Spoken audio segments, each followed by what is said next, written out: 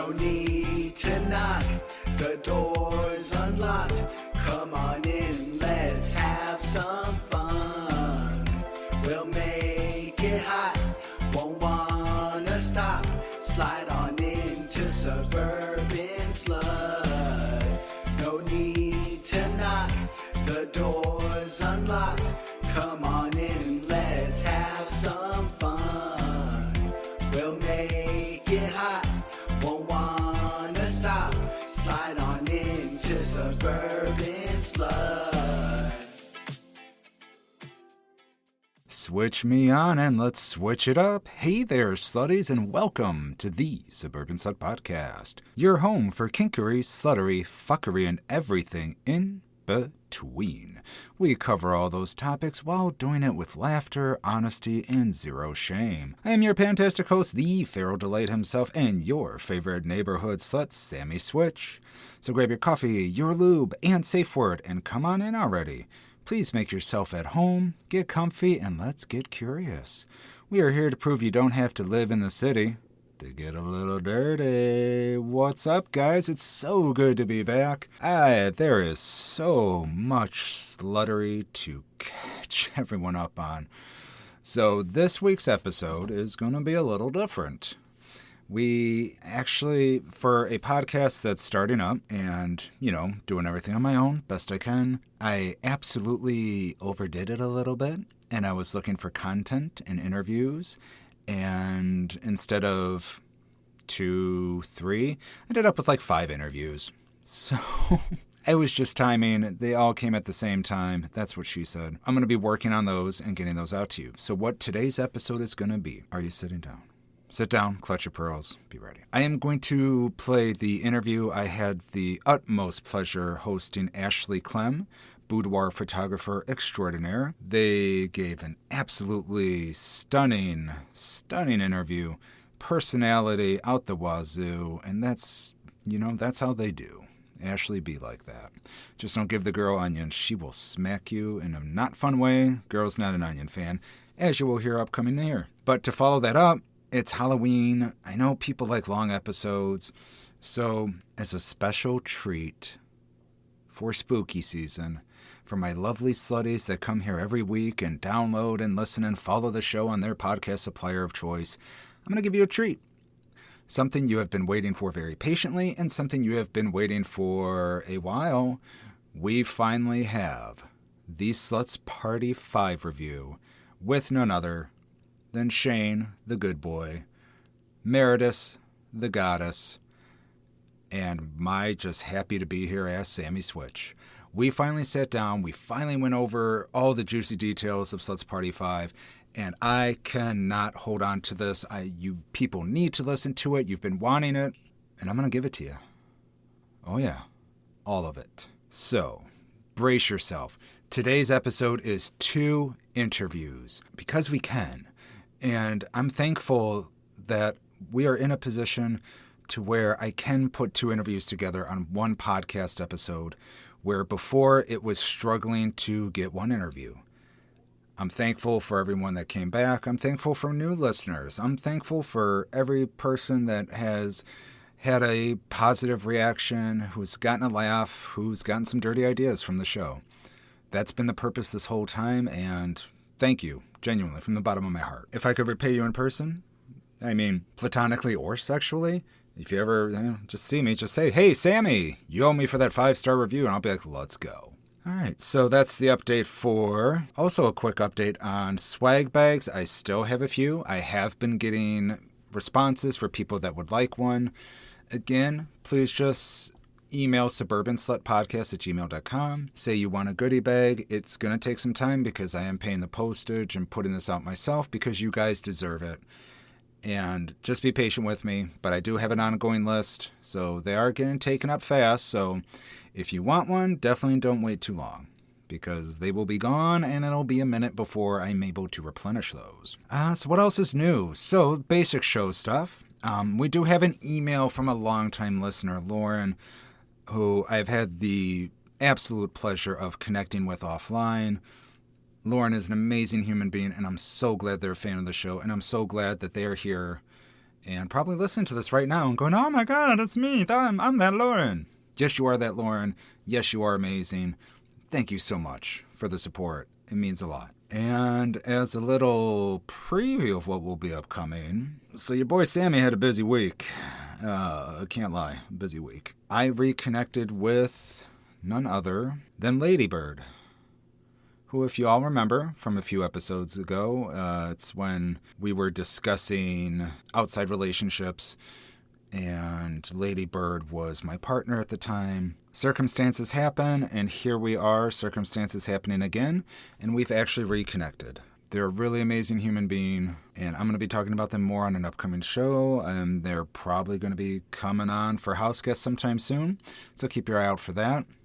And also, so I don't want to give too much away, okay? Because we do still have to do the Xstacy 6 review, Shane and Meredith and I. But I can't wait to tell the story. The story has to be told now. It cannot wait. You need to hear it. I want to tell it, so let's get it out of the way. During the Sluts Party 6 party, I was on the dance floor, and about 10 feet in front of me was this absolutely breathtaking human being. Short hair, gorgeous eyes. You know I'm a sucker for eyes. It's a weakness. They had a baby tee on that said, "Make me come," which I absolutely loved. And they were just dancing, and they were smiling, and they were confident. And I just couldn't look away. I was like, this person, oh my God.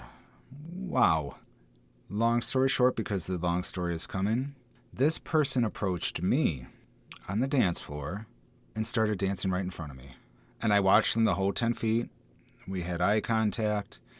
And of course, at any sluts party, at any play party, consent is key. I absolutely tapped them on the shoulder and I said, "Is it okay if I'm dancing here with you?" They turned around with this smirk of a smile saying, "Absolutely." So we were dancing and, hips grinding, and I was trying to get out of my head and say something. I'm like, clearly I have to say something. So what I chose was, I wanted to come approach you and ask you for a dance, but I just find you overall very intimidating. After I said that, they turned around and we very slowly shared a wonderful kiss. And right then the photographer came by and tapped me on the shoulder, and we both looked over and said, "Yes, please take pictures." There are some of the hottest pictures I've ever taken at a party. It was insane. So as we're dancing, I mustered up the courage and I straight up said, "Would you like to go to the basement with me?" To which the response was, "This was just teasing. I was waiting for you to ask." That's where I'm going to cut the story off for now, because I got to tease, I got to edge you a little. Rest of the story will be found on the full Xstacy 6 review of the show, hopefully in next few episodes coming up. Also, I have taken your feedback. I've been reading your emails and your comments online.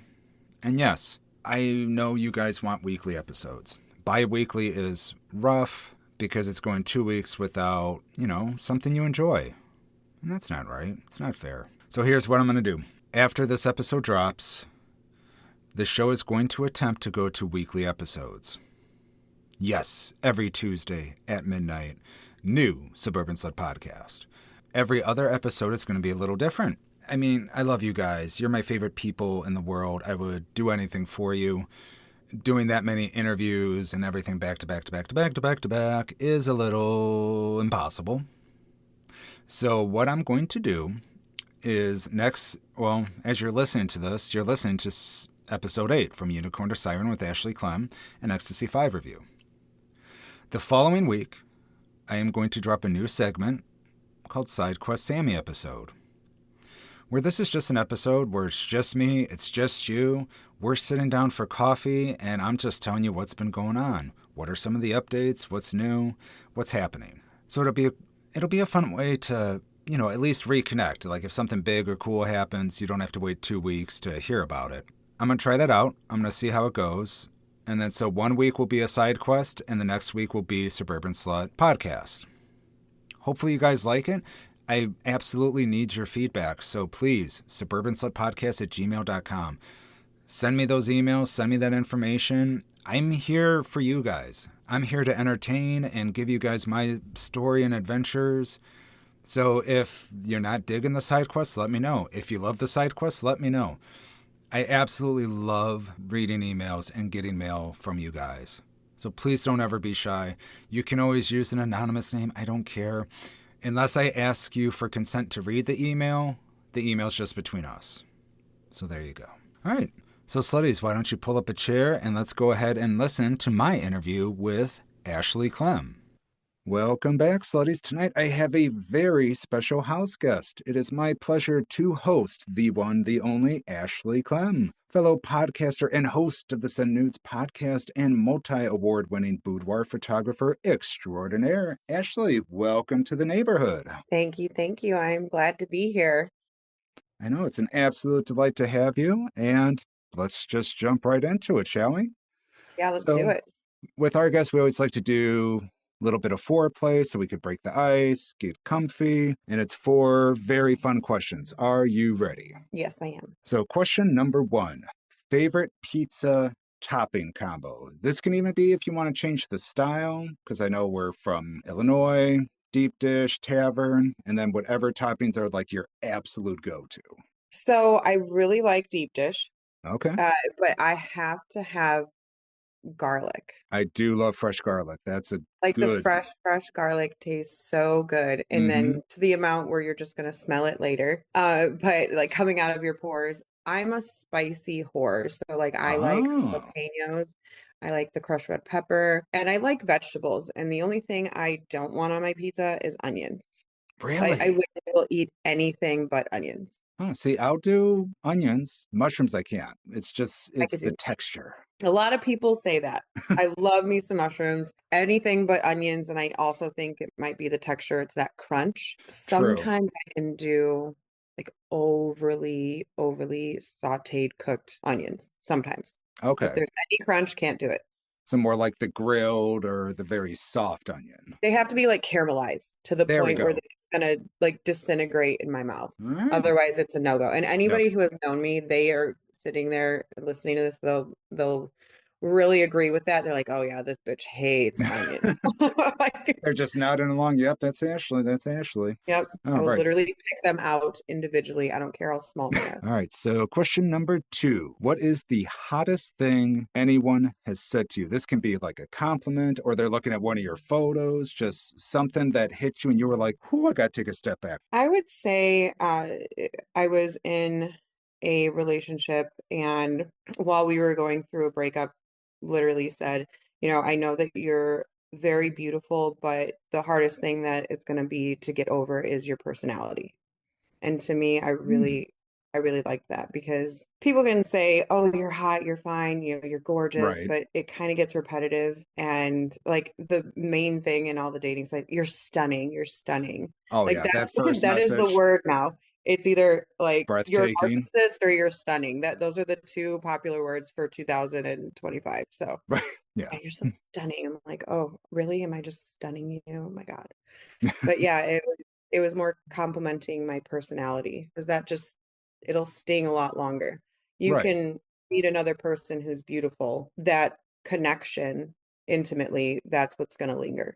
To me, that was a heart hurter there. Yeah. But That was like a truthful one. Like, okay, I've never heard that one before. I love it. All right. So question number 3, 3 sexy wishes. So this one, it's like the genie popped out, but instead of money or palaces, he is giving you sexy wishes. So it's got to have like a sexy backtone to the wish, which, I mean, money could still be sexy, but we're more creative than that. So 3, I wish everybody could look in the mirror and see themselves the way other people see them. Wow, that's deep. I like that one. They say, I tell my clients this all the time, that you are 4 times more attractive than you think you are. So like psychologically, you're gonna just automatically pick yourself apart. But when someone else is looking at you, they're thinking the total opposite. That would be something super sexy, because I think confidence is very sexy. I think if you're a 5 and you're super confident, it brings you up to a 7 immediately. Just that 2 points, just automatic. Yeah, just it hits you up 2 points. Nice. I wish that every time you say something bad about yourself, you get like shocked. Okay. I So think not that's like the fun, delightful shock, like the shit, I shouldn't do that like, again. yeah, don't do that. I'm trying to think sexy, like sexy wishes. No, see, that all falls in the parameters. So I say Um, it fits. actually, yeah, give me a second. I wish that people mean what they say and say what they mean during Mm-hmm. dating, kind Especially of dating. intimacy. Okay. Almost like shitting out the mouth. Like, I don't care what it is, just like shit it Right. out. Like, Just just be fucking whenever honest. just mean what you say and say what you mean because that is sexy. No, all the time, especially with dating. Oh my God. Just you hear everything in the text and then you meet and it's just like, well, wait, you said about all this stuff, but now it seems like that was just talk just to get to Olive Garden Yeah. here? Come on. No, fuck off my Yeah. breadsticks. You're not getting them now. Get the fuck off my breadsticks and Yeah. my side of Alfredo sauce that I'm gonna Mm-hmm. gain 10 pounds on. It's worth it. It's worth it. Those were Yeah. very creative. So I love that response. Absolutely. All right. Now, this one, gotta save the most personal one for last because it's the funnest one. The last thing you masturbated or came to. Okay. So let me think here. All right, so there's like a fantasy that I really want to do, and for me, it takes a lot of intimacy to be open with somebody. It's not like a one night stand kind of thing, but I do play it in my head. I don't really watch porn, Okay. which is maybe surprising to a lot of people because I am very sexual in nature. I Right. have a lot of sexual energy, but I don't watch porn. A lot of it's in my head. A lot of women are like that as well, like psychologically, but I would love to be comfortable enough like with a partner, so I'll play this in my head, but like really taking your time and teasing the person so you have an hour where you can't actually have intercourse. So either you tie them up Wow.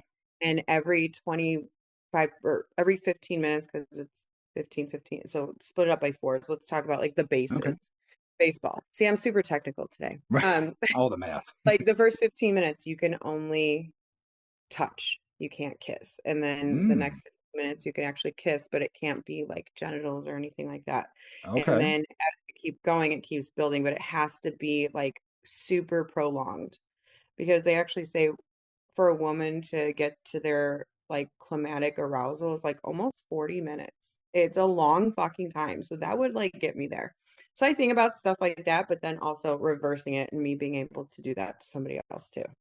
Yeah, no, it seemed like that's definitely fun, but it's definitely very, like you were saying, intimate, where Yeah. it's not like a first date, then like big time with the intimacy and just the taking your time. It's like a lost art.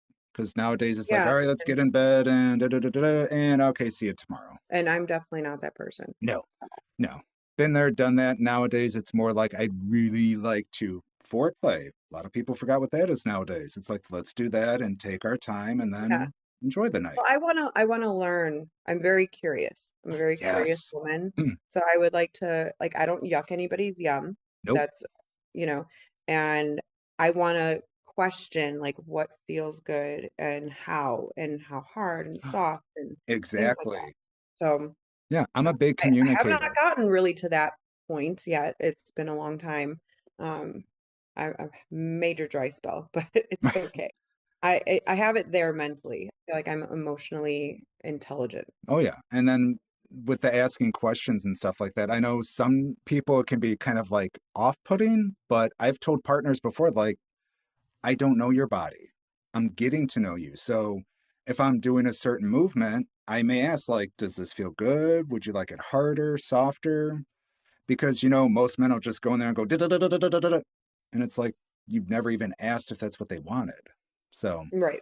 Yeah. again, it's No, I back to that intimacy to build that comfort level to ask those questions during those types of scenarios.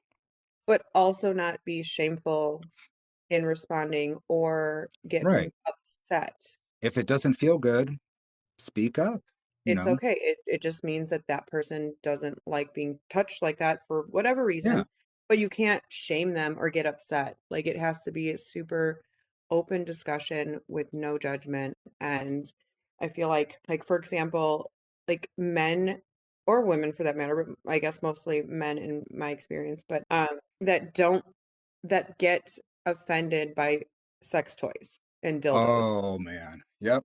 You know, that like masculinity ego check, like Aren't I they're enough? yeah, it's No. like, no, you don't vibrate 5,000 like pumps per second. Okay. No, Yeah. you're not.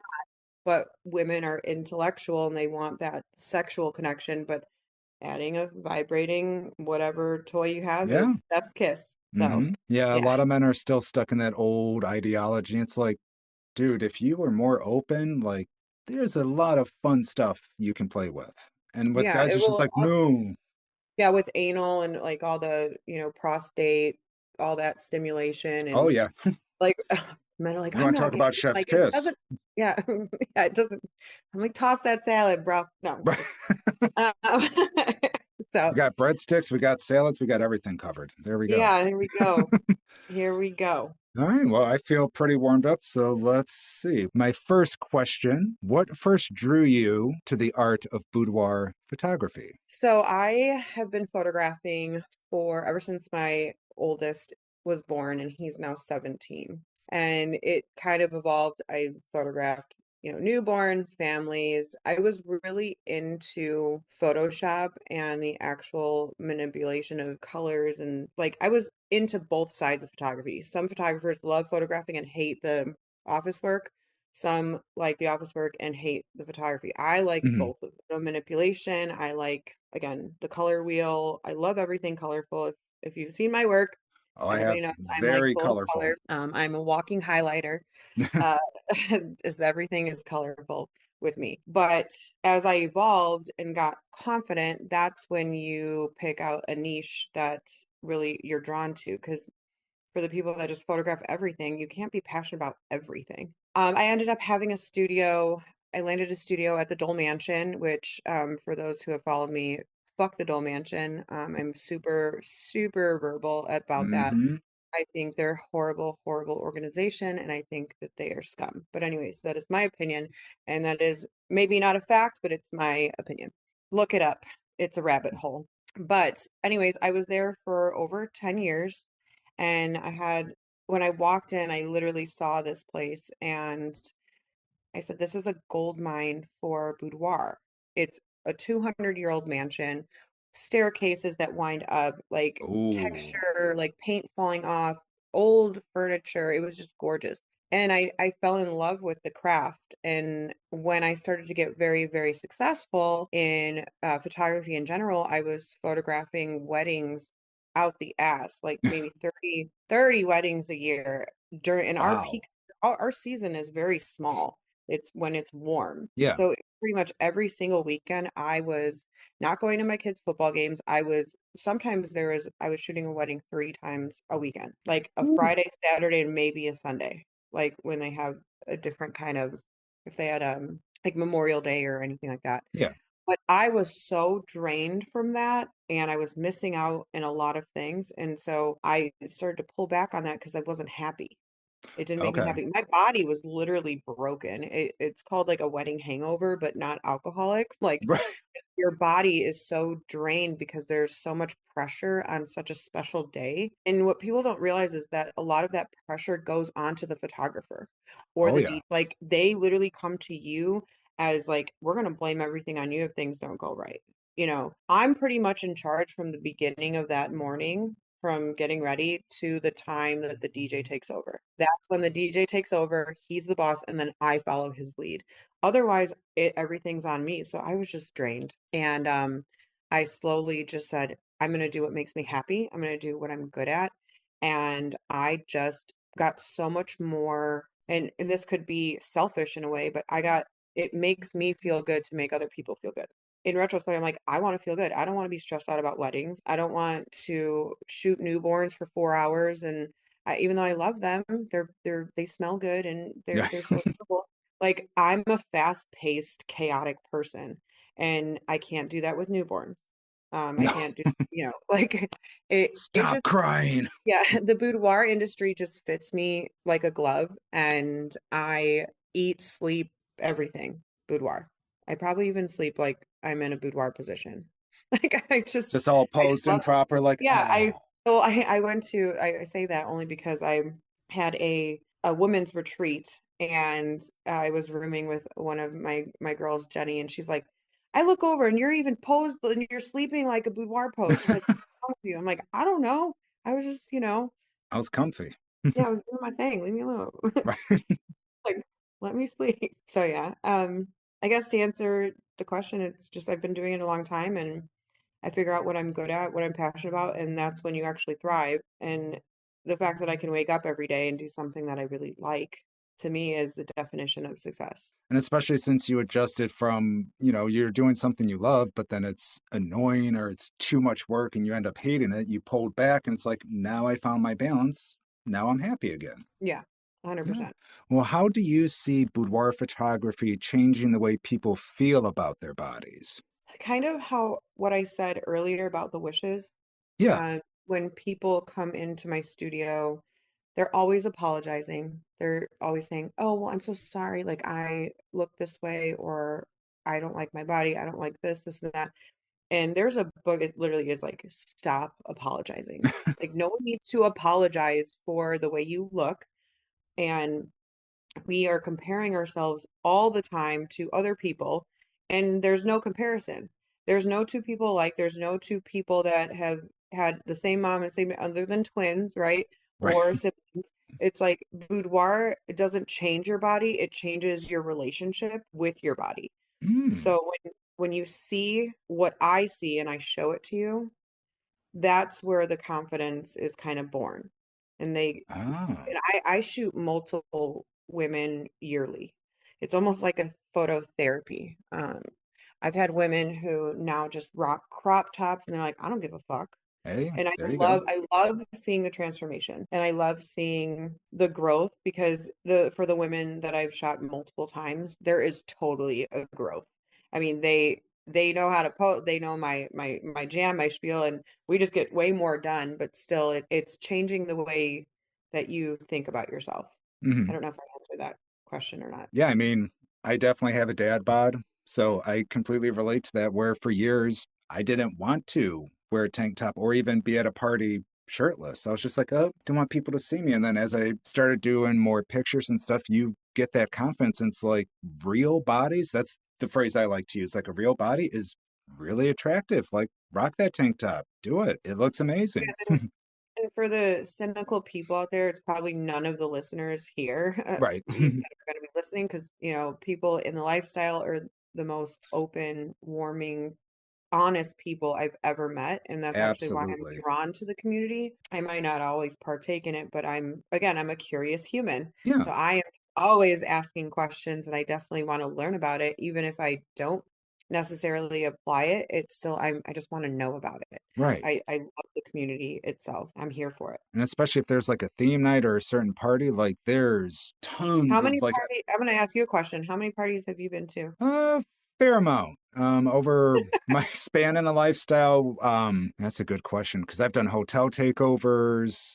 Never did like the daytime stuff just because that's where my body stuff comes back into play. Yeah, I mean, I've been to most of the clubs in the area and like used to do at least like a party or two a month back in the heyday. Oh, okay.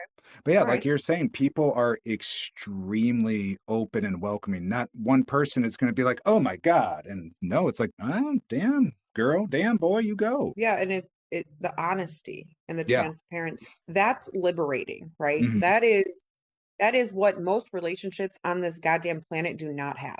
Nope. And when I have my clients come in, I'm like, "Oh my God," like I'm such a different person now than I was 5 years ago. And I look at things completely different. And it all happened like when I left my fiance. It's been wonderful. The people that I've met have been so amazing. No, I If love you're that. interested in the lifestyle, I highly recommend you broaden your horizons. It's absolutely worth a shot. That's what I always tell people. At least give it a try and see if it fits. And if it doesn't, hey, you tried it. Oh, well, no harm, no foul. Yeah, and even if it's just playing with each other, like your Yes. significant other. Like you don't have to go out and do all the things with all the people. Yeah, the first summer, me and a former partner, we started our journey doing lifestyle clubs. And that's what we did is we weren't very comfortable yet to be exploring with others in an open area like that. So like our first few months, we literally would go to parties and we would just be voyeuristic and hang out in the corner, play And with each watch and other. then Yeah. yeah. And just watch other people. And then if someone came Because over, that's a kink too. That's a kink, like oh watching yeah, other people or having people watch you. That's absolutely. And then yeah, people would come over and be like, "Oh, can we join you?" And I'd be like,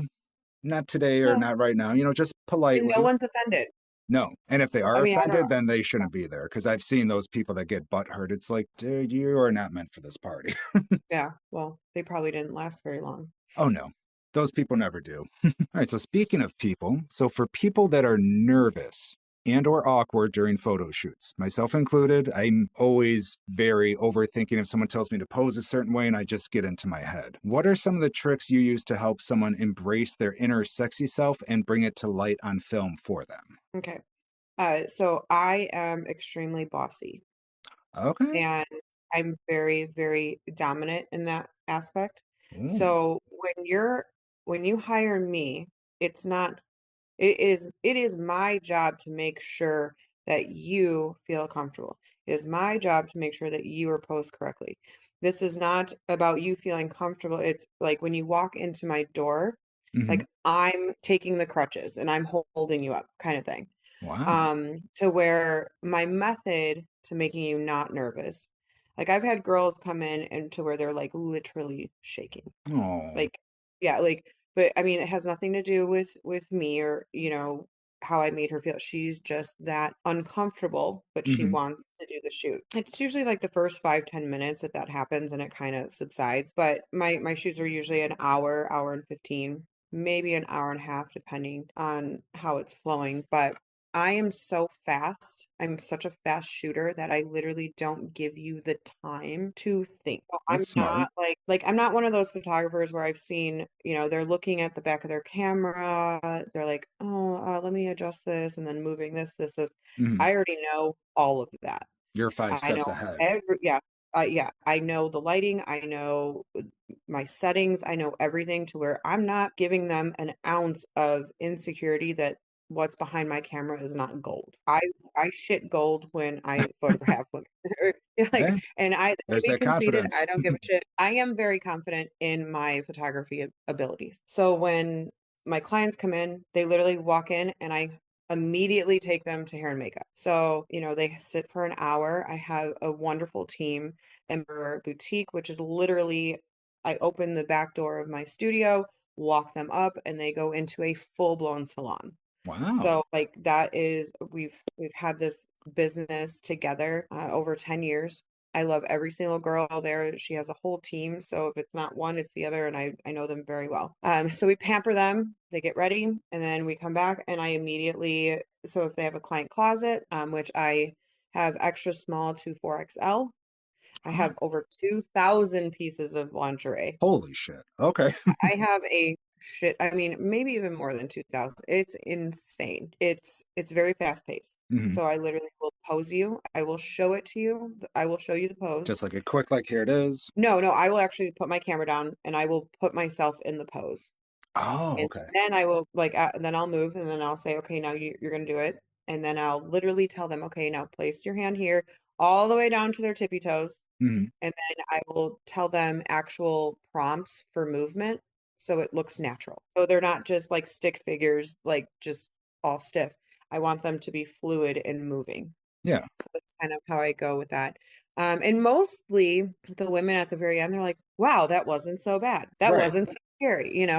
It's literally walking through the door and getting out of your head space because your Yes. head is literally going to tell you all the things that you shouldn't do and it's trying to sabotage it. Right. So what scares you will make you stronger. Yeah. It's kind So of like, that oh my God, my belly's showing this way, or oh, I probably look fat that way. It's like, no, no, no. but we all have skin. Yeah. We are all meant to like because we have fat Hmm. doesn't mean we are fat. Love that. Absolutely. You are not what you like, you are not fat. Like everybody has that. Hmm. Like that's how our bodies are meant to be, It's but it doesn't natural. define you at all. People use the word fat as a derogatory term, and it really that's a stigma, and we should like really use it more often just as a normal term and not as a bad term. Yeah. I could see that. So hopefully we're going towards that way. Hopefully. Yeah, I love the idea that you don't give them time to think. Because that's what No. I do is I would sit there, like if I was doing a shoot, I'd be like, okay, I gotta suck my chest in, I gotta turn. You're like, no, no, no, no, focus. We're doing this. Okay. picture, done. Let's keep going. It's like, oh, And, I don't and have time again, to it sit goes here. back to being very, in the past, like women mostly like to be dominated, correct? This is true. For This is true. for the most part. So I pretty much dominate the woman. I tell her what needs to be done and she does it. And it And I does do it work in a out. very kind way, but they trust me. Right. You know, I know what I'm doing and I'm there to make them the best looking they possibly can and we're on the same team and I'm their safe space. So there shouldn't be they Exactly. trust me. So Yeah, no, I definitely have, yeah, dominant people definitely get me to pay more attention and follow instead of like asking questions. Like if I'm with the dominant and they say something, I'm going to listen, I'm going to do exactly what they say because I know the consequences. well, It yeah, so works. sometimes I'll have clients that like bring their own stuff and then I'm like, yeah, we're not shooting that. Nope, we're not gonna do that. Oh, Yeah, because it's not gonna a lot of times it's loose. It's not showing off their beautiful body. it And I'm like, doesn't no, look like it did on the package. we're not here to hide you. We're not. Right.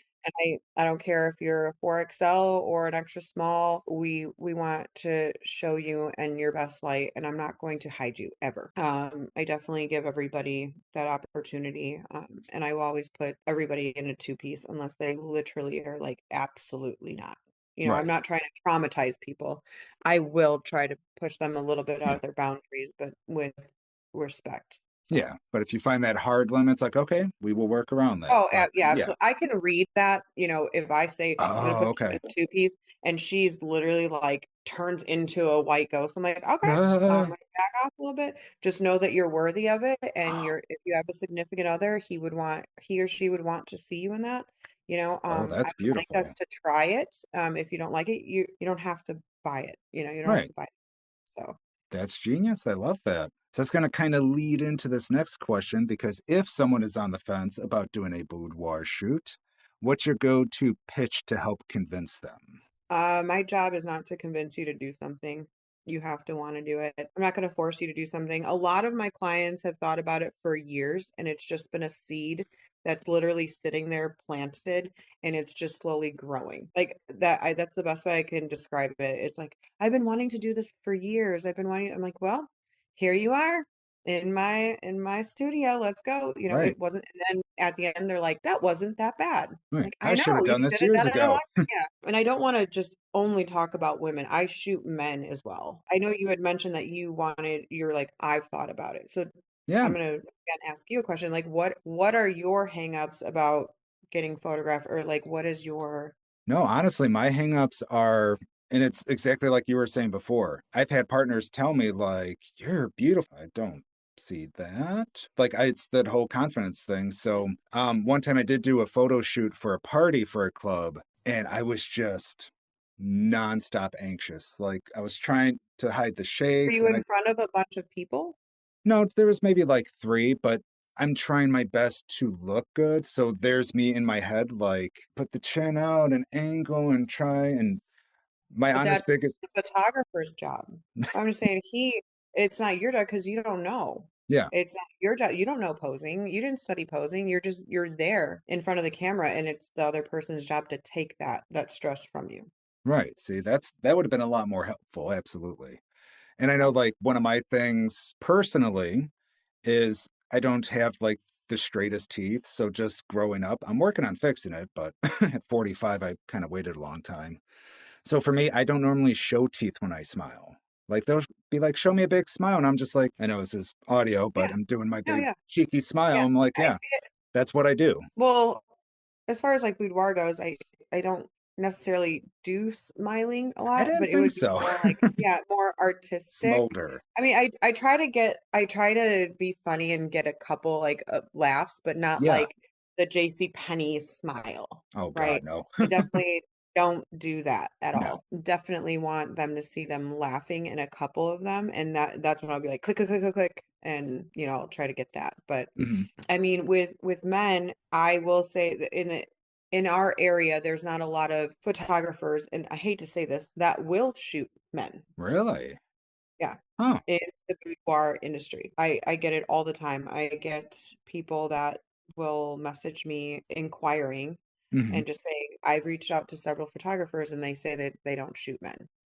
Whether their Wow. relationship, their significant So if it's a female photographer and they have a significant other that doesn't want them to shoot a man naked, um, Oh, or it's a marriage that they're just like, that's not what we want for our business kind of yeah. thing. Or if it's a male photographer and he doesn't want to shoot a male photographer and only wants to shoot women, that's also probably a possibility. Hmm. But for me, bodies are bodies and I don't care. I hope that the stigma does change. A couple months ago, I shot a biker who was 300 pounds. Okay, how'd that And go?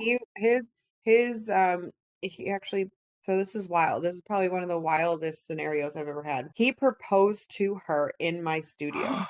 Get out. So we had the shoot. Oh, He surprised her. So yeah. she thought when they pulled up, I have a storefront. And so she was like, why are we walking into a boudoir studio? She sits here. And I was like, we're going to have the reveal. So, like, she got to see all of his boudoir photos Oh, for okay. her. And she was loving it. It was so cute. And then after that, he proposed to her. Damn, that is amazing. Yeah, and so I was like, "Oh my god, I don't think this has ever happened in the history of history." Like, but I'm here for it, and I took pictures, I just while he did it, I, like, busted out my camera, and I was like, "Click, click, click." And Right? Just kind of like, she I had got no this. I mean, she was like, "Whoa, holy shit." So, I was going to follow up to that because you do the reveals like the client comes in and you show them, like whether it's a book or whatnot. And do you just drink up those reactions, like the shock or the, oh my God, I look amazing? Like, are you I have just a like, couple on my TikTok that, I've shared, with permission, obviously, but, oh yeah. uh they'll come in, either they'll bring a best friend, I'm totally fine with that. Um, we will watch a video because I'm also a cinematographer. I shoot video. They will see their video and it's about a minute and a half long. Think about it as like commercial quality teaser, Okay. very cinematic, like peeling off the strap off your shoulder, close up of the Mm, eyelash. Yeah, yeah. very cinematic. So we'll watch that and then we'll do a slideshow. I'll probably pick 15 of my favorite images from the shoot. I will fully luxury edit them according to my style. And then we'll go through about 150 to 200 images that I photographed out of the camera. Wow. So that sometimes can be a little rough if someone's very critical of themselves. But I want them to see like before and afters and things like that. But there's an option if they want every single photo, I do release that. But we talk about albums and things like all the products that I have as well. So it's usually about an hour, hour and a half after. So it's a little meeting, Cool. a So little celebrate. you did bring it up. So for photography and media or cinema or cinematic, I'm saying it Yeah, wrong. cinematography. That's So for that, do you do that for OnlyFans? Like for if someone requested, like if they're trying to record content, or are you just like, nah, that's not my jam? Just So before I had a hard no with that. As I've evolved, I've completely changed my opinion on it. I do offer all spectrums. I don't get it often, hmm but yeah, whether I mean there's definitely levels of it. There's, boudoir, then there's erotica, and hmm then there's what people would call porn, right. um, like actual like intercourse and things like that. I have not filmed that, but I'm not opposed to it. I definitely have done some soft stuff, clients. And I mean, the pricing structure is pretty much the same. It's done very well. And I actually thought I was going to be nervous, but I wasn't nervous. I'm not gonna lie, I'm a natural at it. I don't feel like nudity is shameful. No, And it doesn't bother me. Even the act of it doesn't bother me. So come to my office. right? Like, Inquire I'm within. really the only one in the area that I think does it at this point that does it the way I do it, Yeah. um, publicly, like, publicized. Yeah. I haven't Call heard me. anyone else. So yeah, Like, call corner me. that market. Yeah, everything is yeah, so I have a bachelor's degree and I have a minor in business and psychology. So it's like I understand people and I'm always trying to market in a certain way that I know that no one else is. Just so happens to be that I enjoy it. So Hey, win-win. As an artist, I do have to ask, and I know there's probably tons and tons of moments and memories, but what would you say is one of the sexiest photos you have ever taken, or just a top favorite that you step back and just go, chef's kiss, like that's art? I'm not gonna be able to answer that. I I didn't don't think know how to so. Yeah, I was, like, thinking I mean, I've been doing this for so long, and there's so Right. many pictures that I'm like, oh my God, I love those pictures. Both that I've had taken of me and that I have actually taken. Yeah. And I have no one in particular There's too many. I could literally pick out and be like, oh my God. I mean, probably the stuff that I have printed, if I Mhm. go back and look through all my albums, I could pick out several, but I've taken millions. I've probably I can't photographed imagine. half of McHenry County naked. That should be your next slogan. Yeah. Just right there. I've I mean, in the most respectful way. And here's the thing, yes. like, I don't remember 1/10 of the faces. Like, people are Right. like, oh my God, you. And I feel so bad when I say that because I'm not focused on their breasts or their body or anything like Yeah. that. I'm focused on my job and doing the best that I can. And like, they're all worried about how they look. And I'm worried about like making sure things are in focus, things Right. like that, making sure I get the shots that they need. By the time it's all done and over with, a couple years go by, they'll see me and they'll be like, "Oh, you photographed me before And in you're, my naked, in my most vulnerable." And I'm like, "Oh my God," and I feel like such an asshole, but just like a gynecologist, you just hey, see things, and you're yeah. I don't know, I don't remember any yeah, it's Right. my It's not like memory. you're a barista. It's like if you came back a few times, maybe, but I'm like, come on, there's too many people. Right. Yeah. So I can't answer that question. No, that's honest. I appreciate it. So let's talk about your podcast. So, as the host of the Send Nudes podcast, love that name, by the way, you help Thank inspire you. women and create a self love positive mindset for them. But what inspired you to start the show and give women a supportive platform? So the name in itself, I knew was gonna ruffle some feathers, Mm-hmm. and I of course want to do that always. Yeah. And I want to push buttons, and it was a play on words, obviously, and the slogan is "Own Your Naked," but it's Send Nudes Podcast. So people think automatically it's about sexuality and porn Right. and nudity, but it's about owning your naked. But also, I'm a boudoir photographer, so that was like my play on words, and I'm trying to at least be clickbait for you to actually click the like try to figure it Ah, out and be like, oh, what is this? I mean, obviously, I have children. I don't want to just all the time talk about like nudes and right. sending nudes. I don't want them sending nudes. But it was really born out of like a conversation behind closed doors.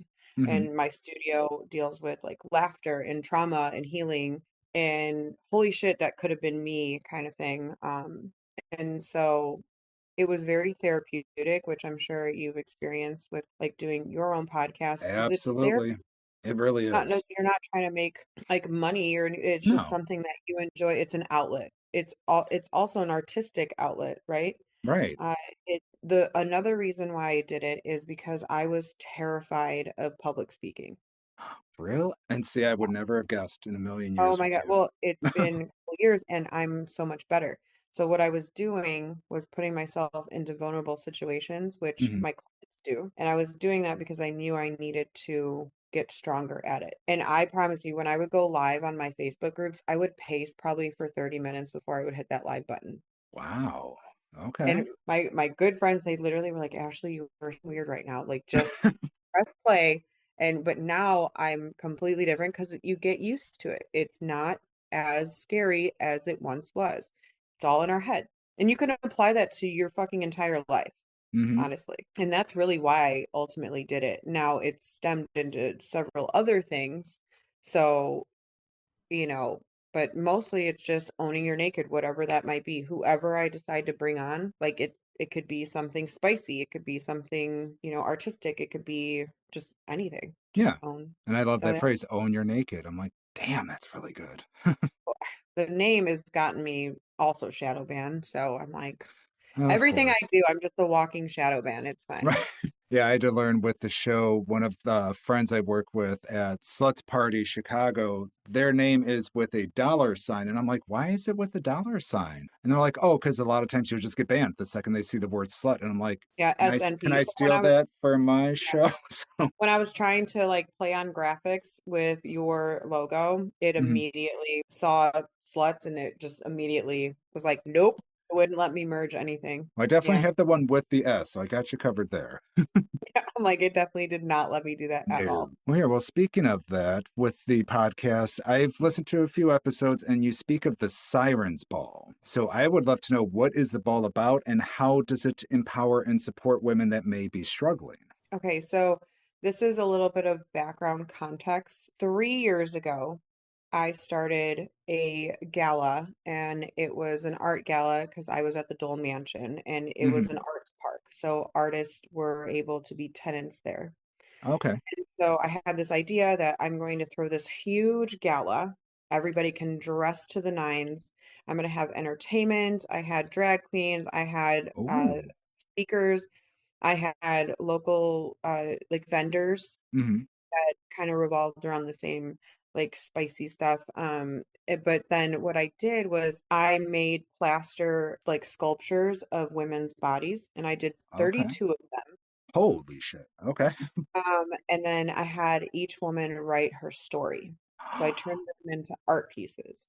Wow. So you would come to this event dressed to the nines, Hmm. walk around the Dole Mansion and read everybody's story, but you wouldn't know like who they were at all. Right. And it was like their trauma and everything. So it went so well. There was 175 people. It was incredible. I was so just it was exhausting doing all the I was going to ask. plaster, but it took so much of my time that I changed it every year. So the next year, I was like, it Oh. went so well that I'm going to turn it into a fundraiser. So the next year, the same idea, except I plastered the women's like chest and torso, Hmm. and I gave it to them, and they were supposed to decorate it themselves and then bring it back. I love that idea. So it even like changed it a little bit more, made it a little bit more artistic. And the outcome was really, really good. I think there was like 160 people for this one that showed up. That's still good. And but we went with Turning Point, not to confuse the Turning Point with Charlie Kirk, but the Thank Turning Point you. I was locally just going to here. ask. Yeah. The local Turning Point in Woodstock, they have for domestic violence survivors. We donated money. We had giveaways, so I wanted to turn it into a gala, but a fundraiser, but Hmm. one that's fun to go to, not where it's like boring, like putting Yeah. up things like that. So that was really successful. And last year, meaning this actual year, I decided not to do it, A, because the economy has been absolute shit, and I A was little bit. paying for everything out of my pocket. Really? Yeah. Oh, But I mean, I was reimbursed at the end, like breaking but even, still, to put it up. but minus the giveaway part. But I just can't financially do that when I'm supporting 3 children during this time. Yeah. So I took a break, and I wanted to say that I most definitely would love to do it for 2026, but Okay. I need help. I definitely, if anybody is out there listening, likes this message and wants to sponsor or help in any way, even a couple hours a week with finding sponsors or helping organizing things that they can do, I would love that help. Otherwise, I'm just kind of until the economy picks back up, I need to focus on what puts bread on my kids' table before. I just think it's a really, really nice foundation, and I don't want to give up on it No, no, because no. I can't mentally do it right now on my own. I actually wanted to read something that I put together about the Siren Gala to explain why I labeled it and named it the way I wanted it to. And then I have to give credit to my girlfriend Samantha Christine because her and I were talking one day, and she's like, "What about the siren?" And I Oh, was like, "Oh my God, that's why we're gonna," and yeah. so I have to give her credit for this. But the Siren Gala is where survival meets its voice. The Siren Gala isn't about perfection, it's about resurrection. It's the moment a woman who was once drowning by someone else's control decides to rise. Salt water in her lungs, fire in her eyes, she will sing again. The siren is a symbol of reclamation, and one silence now weaponized by her own voice. She doesn't beg to be understood, she calls ships to her shore with the very power they tried to take from her. The Siren Gala was created for those women, survivors of domestic violence, emotional manipulation, and the kind of love that left bruises that you couldn't see. We call it a gala, but it's more like a siren's call, a collective echo of women who refuse to sink. Wow. That is very emotional and deep. That's And it's beautiful. not just women. I want to preface that too. It's not just women. Men have men come to these events all dressed to the nines too. And I say this in my podcast that my oldest son, Austin, Hmm. my ex-husband, he is verbally, emotionally, financially, physically abused by his wife.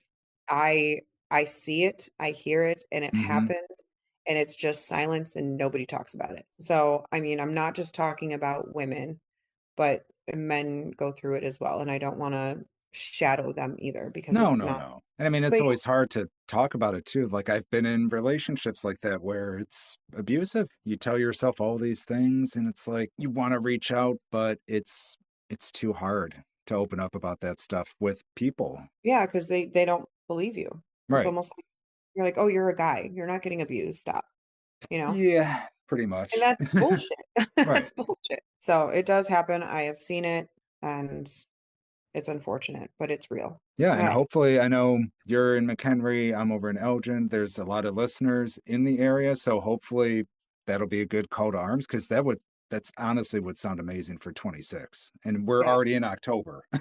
I had it at the Hyatt in Elgin the second year, Yeah. and I had it at the Dole Mansion the first year. We Oh, were okay. living into the quarry in Crystal Lake, Hmm. which is the outdoor wakeboarding park or wave park, whatever Oh, that's. right, right. But it's really, really pretty. So that's what we're looking at, and hopefully if they hear me that they'll hear it. Like, I don't Yeah. know. No, we'll But definitely I put, need help. I definitely yeah, need help. we'll definitely add that to the call outs because, yeah, I would love to help and love to get people to help, especially for a good cause like that. Yeah. Absolutely. And I did mention the boys, so I know you are a single mom of three boys. So, first off, I just don't know how you do it. Congratulations. I can't imagine. How do you do it all with three boys, the business? Like, how is that juggling act except for hectic? Yeah, I will say because I've been asked that many times, like, how do you do it? Well, I Yeah. don't really do it. I do it very messy.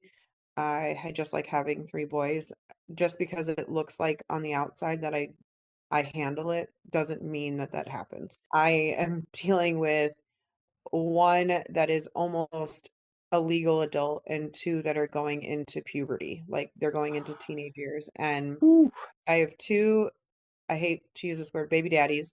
Hmm. One has zero influence on my oldest. He's not involved whatsoever. I have full custody. And the other is involved 50-50, but he Okay. is the difficult human to even coexist with. Oh, It's like okay. I have two separate scenarios and they're both just equally as bad.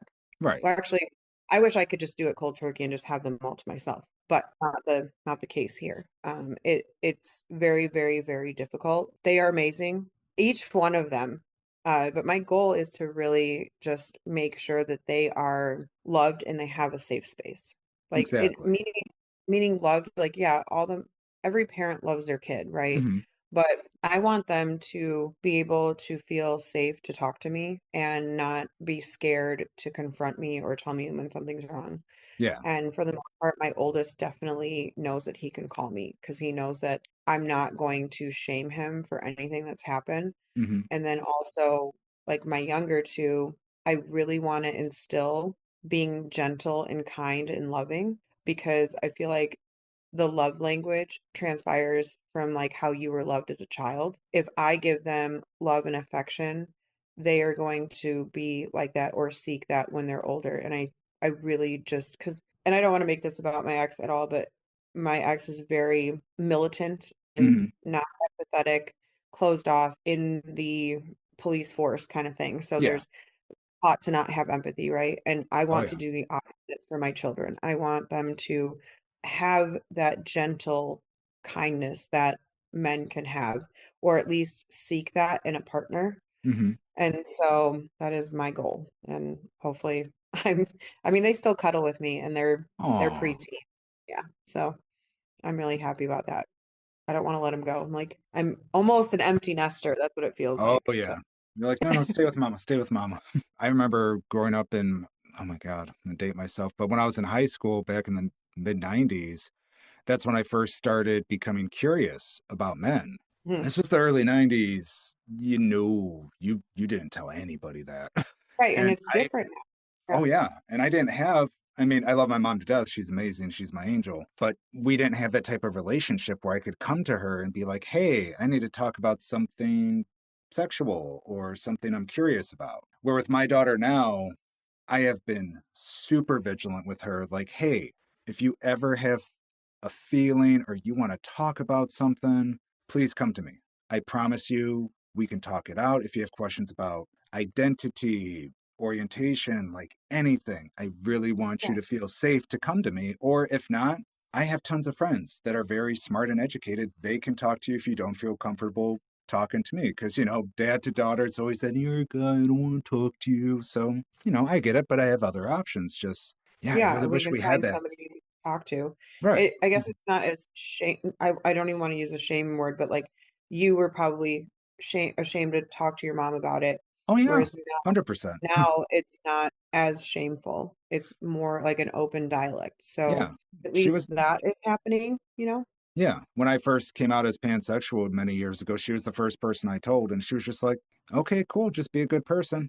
And I was like, son of a bitch, I should have done this years ago. Just like with Right? photography, I Like, should have done this years ago. it's not as scary as people think it is. The moment that you liberate yourself and become who you are and don't hide Hmm. yourself, the moment you're like set free. Yeah. Like the shackles come off, right? And it goes with like every aspect of your life. Really, it does. Oh, yeah. Once you can be open, it's the biggest relief, like the biggest sigh of relief, that weight coming off your shoulders. It's like, I can be me now.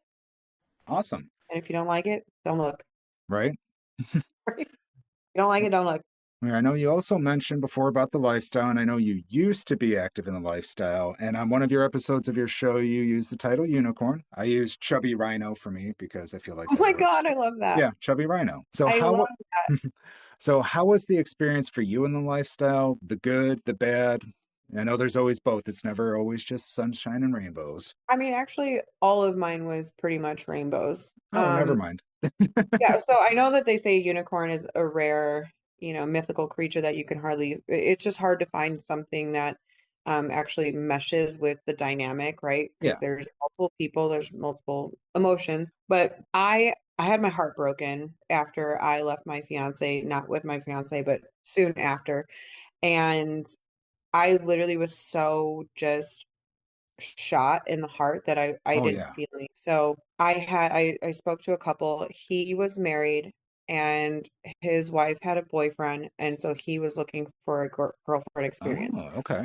So I mean, I got on the phone with her and him both at the same time. I talked to both of them, and she's like, "Yes, you have full permission," because I didn't want to deal with that, like, "Oh, we're separated," or "We're in a," Or the she knows. yeah, I spoke to her. She came to both of my galas, like, she's amazing, and I love Wow. her. So, she gave me the full consent, and for me, I was heartbroken, and I didn't have to worry about if this person was gonna text me back, if he would like, "What is he thinking? What is he doing? Like, how are we moving forward?" Like, all the girl questions that I no longer ask, but, Mhm. like, it relieved stress, but I was able to still feel like a connection.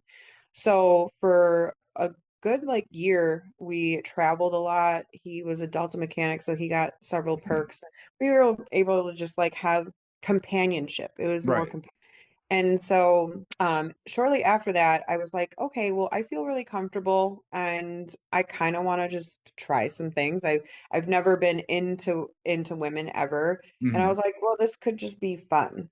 Yeah. So I asked for his wife to come on the next vacation. Like I was the one who asked that. He was like, "Are you sure?" And I said, "Yeah, I think I'm sure because we've hung out and I feel good about it." And I know that she was bisexual, and I was Mm. like, I have no idea. We went to Florida, and that was the first time we actually like all hung out together, like that in that way, and we all hit it off. And it was perfect because he could sleep in, her and I could go suntan and do our girl stuff. And Oh then, wow. as the night went on, we would fine dine each other, and he would feel like a king because he had two gorgeous women I on his mean, shoulder. And it was a lot of fun. And I like negative, positive attention that you get when people are like, what the fuck is happening? What are those Especially in people doing? Florida, especially in Florida. Oh yeah. Oh, the heads that turn in Florida, Yeah. they're like, what is happening? I'm like, hi. But it was a lot of fun. It eventually ended because she wanted to start dating another couple. So a man and woman, like, Oh. so a foursome. Yeah. And that ended up crashing and burning really, really hard later. So, I mean, we still stayed friends, and I was like, Hmm. oh, okay, that's totally fine. I Yeah. mean, this is never gonna last forever. And then it was funny because at the actual Siren Gala, the second one, since it fell off Hmm. their quest to have another couple, she was like, you go get her back. Like, you get her back, because it was just so easy and there Right. was no drama. And Just I the was never vibe and texting him connection, and not her. Like, there was no interference whatsoever, as jealousy. It's weird like, as that might sound. Yeah, so I don't want to go too much in depth, but they are no longer, they are getting a divorce, but it has nothing to do with me or the right. lifestyle. A lot of things happen in between, and I am friends with both of them, and they're going to pull through. And yeah, that's pretty much the end of our journey, but I will always call them a friend, both Yeah. of them. And it was so healthy. It was the healthiest relationship I've ever been in, Right. because it was honest, it was transparent, Hmm. and it was not deceptive whatsoever. And for that, I learned so much. Yeah, it really is. I can honestly say in 8 years, I've maybe had maybe two relationships like that with my former partner and such, where Hard. all of us clicked, all of us vibed. I wasn't ever like, oh, why are you texting my partner and not me? Oh, why? No, it's just there's that comfort and just it feels right, but it is so fucking hard to replicate that, especially after the first time. Yeah, and so that's what they kept saying. They're like, you are not only a unicorn, you are like Mhm. the unicornest of the unicorns, and you have pink hair. Like, Right. and just like you were like the what was it? What did you say? What did you Oh, call the unicorn? oh, chubby rhino. Chubby Rhino. Okay, that is awesome. But it's really, really, really hard to find and make it work. Yeah. You can find a unicorn, but to make it like a real unicorn, like a real one, like that movie, The Last Unicorn, that was in like the 1980s. What was that movie? 1990s? Oh my God. I Last think so. Unicorn? Yeah. I know Death of the Unicorn is the new horror movie. That's I'm like, nope, not that one. Different movie. It was a cartoon though. Yeah. Yeah. I remember watching that when I was growing up. I didn't know I'd become a unicorn, but Little did you so know. yeah, so that's the extent really of I'm so open-minded. That's where I'm at in the lifestyle. I am just very closed off right now. Right. So that's where I'm actually at. I'm not letting so here's my problem is I know, again, I give off sexual energy. A little bit, a little bit. I don't want to be lusted over. I actually want to be liked, Big difference. Yeah. and I'm tired of it. Right. So I've put a hard stop to any like wild nights or one night stands. I don't Yeah. do any of that. I'm very I don't, much like, I'm done with you lusting over the idea of me. If you like me, I want you to actually like me. That's where I'm at. yeah, And they're especially, dropping like flies. Like, I'll have a roster of 5 of them, not sleeping with any of them. By the end of 2 months, they're all gone. And I haven't slept with any of them. I was like, yeah, bitch, bye. it's hard after like a big breakup because that's why I listen to your podcast. I relate to that too. Like just coming out of a big relationship, it's like, I don't know, I got the fun part out of the way, but now I'm getting to the part where I've even talked to a partner about where it's like, I miss the cute stuff, but to find that balance of like, hey, we can have fun sex, we can do this, but can we also like cuddle and like just be cute together? And for Yeah. some reason, that's really hard to find in the I really lifestyle. haven't like slept or like cuddled with somebody in the last 5 years. It may be 4 times. And that's really sad. And I've even said, but I would rather be alone than miserable dealing with somebody who I couldn't even stand standing next to. Exactly. I'd Like, rather be alone than deal with someone else's bullshit. I mean, that's short and sweet for me at this point.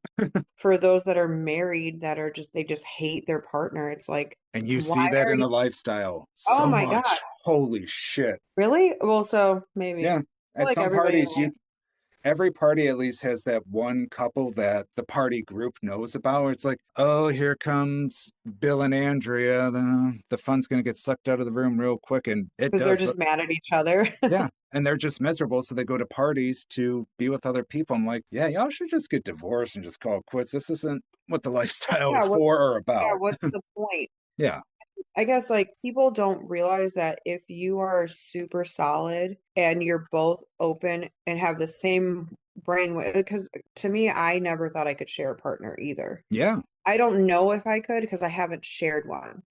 I have been the third, right? I've been the Right. toy. I've been the I don't want to call myself a toy, but No, it's not I was derogatory. the plus, I was the plus three, and I was there to spice things up, but they were there to numb my pain, right? So Exactly.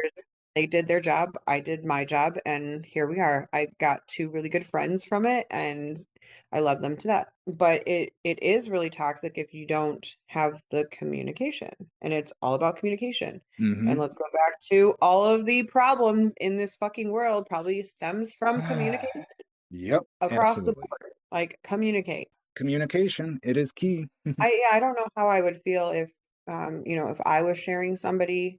I think I would be okay with it if they had already been in the industry, like not industry, in the lifestyle, because then they know the rules. Whereas Right. like if I brought someone in and I was trying to teach them the rules, then Oh, yeah. I would feel like, oh, maybe you're gonna fuck up and that's gonna piss me off. But More like I you don't know. will fuck up at least once. But as long as I felt whole afterwards, what is Yeah. that called? Aftercare. Yes. Like I feel like that's the most important to like bring it back. Make Like sure that you and your reconnect. partner, yeah. Like otherwise, if you guys go to these parties and do whatever, you come home and then you're separated, like, or you guys got to reconnect and My make God, it. that is so clutch. I am a huge, huge supporter of, hey, we can go out to this party or this club. We could sleep with 3, 4, 5 people, whatever. But Oh, when we damn, go get bad bitch, home, go bad bitch, go. yeah. But when we get home, it's like, hey, I need at least a moment where you and I are just us. No phones, no nothing. Like I need to reconnect with you. And I know some people Like use the back phrase like, scratches, rub yeah, downs, like something very, very intimate and intimate. sensual that like Yes, you guys are not going to do with those people. Like you're probably not going to go and massage them or do something like you need to exactly. have your own ritual like Like afterwards that this you is special to us. yeah, that you're not Yeah. allowed to do with other people. I think that's See, healthy. it's very healthy, It's like light bulb, right? but the light bulb moment. Yeah. So I mean, again, I photographed, I was shooting earlier today. I think I told Mhm. you that before we got on live. And it was a woman who is in the lifestyle in one of the private groups that we're in. And she was like, when are you actually going to go to one of these? Like, we're going to Oh, the hotel takedown this weekend. I'm like, yep. girl, I just I just need to actually go, just like a boudoir, like a client of mine. I just need to put my foot in the door, Yeah. and I probably just be like, oh, I fit in just perfectly fine. But it's like just finding A, the time, and B, just like a friend to go with. Oh, And yeah, that's clutch. It's oh, big time. I'm not gonna go with a partner because I don't have a partner, and Right. I haven't had one in fucking forever. But it's I just need to find. I just need to go, but plan on it. I know Who wants it's to in be my date? Who wants to be right. my date on here? There we go. Hold on. My DMs. No, my DMs are Right. not open. No, no, no, no. Closed. No consented direct DM. Come on, guys, be better. No, But as no, long you have to be above 6 foot. No, I'm kidding. yeah. Kidding. But I'm no, a it's height queen. I'm oh, another okay. queen. I have a couple queens that I height, size.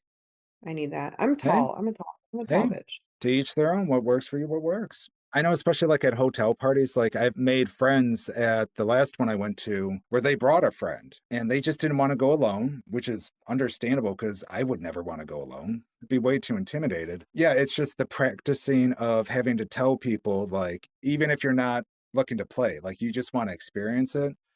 It's a lot throughout the night to be like, oh, I'm not playing right now, or, no thanks. Because I it's wish they always, had they should have like a bracelet, like I different know, colors of bracelets, like, hey, I'm at this level or I'm okay with that kind of thing, right. where you don't even have to ask. You're just like, Like Sluts Party, they do one where I think it's red means don't approach me. I'll approach you. And that's the one I'm like, every party should have something like that. yeah, Where that it's is like, very please don't make a move on me. because then it's awkward. You're saying no, like it's awkward. Right. So I don't like that, but I do like I like that rule. We should make some change here. We'll make it happen. Previously talking, you had mentioned something about possibly a second podcast that might be coming out, or So yeah, so it's called the Dichotomy Diaries, and ooh, it's with my girlfriend Amanda Arnier. So her first season was one of the top podcasts for true crime, but actual like true crime being a crime was committed to her, and it was like a oh, relationship. Yeah. okay, And she is just one of the smartest people that I know on the planet. And her and I'll call a spade a spade. We have dropped the ball on it. It's been a year in the making. I mean, you know as well as I do, oh like yeah, life happens and shit it sure happens. Like does. her breakup, her dog died, lost jobs, like you name it, it's fucking happened to the point where we have decided to kind of restructure it. So once this busy season is over for me, Hmm. meaning fall photos, and once winter starts to settle in, we're literally going to reconstruct the entire thing that we already recorded, which Okay. pisses me off and pisses her off. But at the same time, we're like, okay, we just got to reset. And I'm actually speaking for her, and we haven't 100% solidified this, but it Hmm. essentially my focus is going to be the trauma that happened to me after I left my fiance. So we're talking the post-traumatic stress after that, Hmm. when you leave somebody and they hang on and they try to hurt you in any way, shape, or form that they can. Yep. And this particularly with somebody who owns property or who has children. So all the invisible abuses, because they can't hit you anymore. I was never hit, by the way. I will 100%. I never got a bruise from this man, but all the stuff since I hurt him, he wanted to hurt me. So he has spent the last 5 years, and I knew this was going to happen. That's why Hmm. it took me forever to leave him. But all of the traumatic stuff that happened afterwards was way worse than when it was when I was with him. So my season is pretty much it's the punishment that I've gotten for wanting to be happy and not loving this person, not wanting to be with him. You know, the punishment that I've got for the post separation abuse. 5 years has been the worst compared to the Yeah, I 7 years can't before. even imagine. So like him being authoritative and very militant, non-empathetic, like he Hmm. is just sitting in anger. So my story is pretty much like the parent alienation, the gaslighting, the financial abuse, the legal abuse, that I had to go through, and just the constant being the most difficult parent on the planet to deal with. Right. And the psychology of it, because we want to get actual um PhD psychologist to analyze things that have happened, meaning like messages that he's given me and how he is Oh, so like a system. real deep dive. Yeah, because I want it to be informative to somebody who is in the same situation as Hmm. me and learning maybe why they're acting the way they're acting. And the best way that I can explain it is because I hurt him, he wanted to hurt me. Right. And so in doing so, he has crashed and burned. Like it's almost like you're so pointed into one direction, like you can't see the stuff around you that Right. you're doing. You're so focused on You're just hyper like focused on this one yeah, thing. yeah, that's the word. And you just want to destroy this person, but you're hurting kids, you're hurting other relationships that you're in. Exactly. You're literally destroying everything. But they You're don't care. getting in trouble in your job, Hmm. like things like that. You don't see the end goal. You just want to destroy. And that's what I went through. And it's to the point, and we'll get in this, and it's so wild, is that he was so hurt that Hmm. he turned around and hurt the person that he is in love with and he should be with. And he ended up cheating on her and Oh, destroying her. Like hurt people, right? You abso-fucking-lutely. no fucking excuse to, because you're hurting and you didn't do your own work, Hmm. your own due diligence. Like he went from the second we broke up, he's had 4 or 5 girlfriends, and I've had none. And literally, well, I mean, I don't call the throuple like they were, but they weren't. Yeah. Um, but you've never given your time to heal. Right. Instead, you're bulldozing through You everything. In return, you hurt the person that you should be with. And here's the thing, like I think she's amazing. I'm very happy that she is essentially, let's call her a stepmom to my children, because okay? she's the person that they're not engaged and they're not, please, here's the thing. I want her to be happy because I like her. I know that she will eventually not be happy with the person that I've known for Yeah. 15 years. Or not 15 years, probably 13 at this point. So the podcast is pretty much just going down that rabbit hole and Hmm. dissecting why people act the way that they do. Because it's almost like the tit for tat thing. It's a tit for tat parenting. Yep. Like, you did this, I'm going to do this, even though it hurts the kids. You do this, I'm going to do this because it pisses you off. Hmm. And I just can't. It's so draining that Oh, yeah. I think to Emotionally and myself, like, just, yeah, it's pointless. And here's the thing. Now that it's all done and over with, essentially, I mean, I still have to deal with it. It's always going to be there. He's always yeah. going to be there. I can't get away from him. No. And so that is the dichotomy of season 2. When it comes out, I have no fucking idea, but there are a couple of teasers out there right now. Oh, okay. Yeah, so we've started to, but it's been a year in the making, and I don't have an answer for you when it's gonna come out. But when it But does, I someday. know it'll be good because I know Amanda, who is running it, she is meticulous and she is very thought out, and she makes sure that everything's perfect. There you go. Versus Patience, me, where I'm just patience. like, I'm beautiful chaos and just go with the flow. Let's do Right. this. Just Yeah. pick your feet up. It's like, all right, let's go. Yeah, I was going to say, this has been honestly one of the most amazing interviews I've had, to be honest. So I got to thank you for your time, but there's lots of stuff to plug. So I want to make sure you have time. Yes. But first and foremost, back to the volunteers and that kind of stuff. How can people reach out if they want to give their time or help out or do what they can to make So next year happen? you can directly message me because I have probably 20,000 emails that I have not opened. But you can directly message me either on Facebook or Instagram, either Ashley Klemm Photography. I have Send Nudes Podcast on Instagram. God, I have so many socials, it's Right? disgusting. Only because I'm shadow banned, so I have to Keep reframe. going. If you want to see my boudoir work, it's Ashley Klemm Boudoirs. If you want to see it on my website, it's ashleyklemm.com. Hmm. What else? What else do I need to plug? Like, there's so much. Right? Podcast. Oh, Yeah, send it podcast. Yeah, you can reach. So when you go to my website, you can also reach my podcast through there as well. Or you can go to sendnudepodcast.com. hmm. Like I said, Instagram. My TikTok is very a little bit of everything. Yeah. It shows personality, it shows my family, it shows my work, it shows my passion, it shows why I'm pissed off at the world. It Right. shows a little bit of everything. So, Oh, I was going to say, do you have any shooting events coming up? oh yes. So I do a ladies month, and every month it is a different theme, and I only sell 10 tickets at a time. October 24th is the next one, and I have 3 tickets left. So 7 have sold, and it's a witch theme. So I'm gonna have my Oh, chest and a cauldron and all these potions, and we're gonna do fog in a very, very well done way. Not nice. tacky whatsoever. Right. We just did Dexter, and then next month is gonna be, it's called a wet set. So it looks like there's a lot of mylar. That's a like shiny material. It Oh, looks like you're in the yeah. water. So Wow. there's only one ticket for that. So I'm guessing that's gonna be sold out by the time that this airs. But in December, there's gonna be Naughty Santa. Last time I had Santa, he had nipple piercings and harnesses, and Ooh, I was sitting on Santa's lap, and that was really spicy.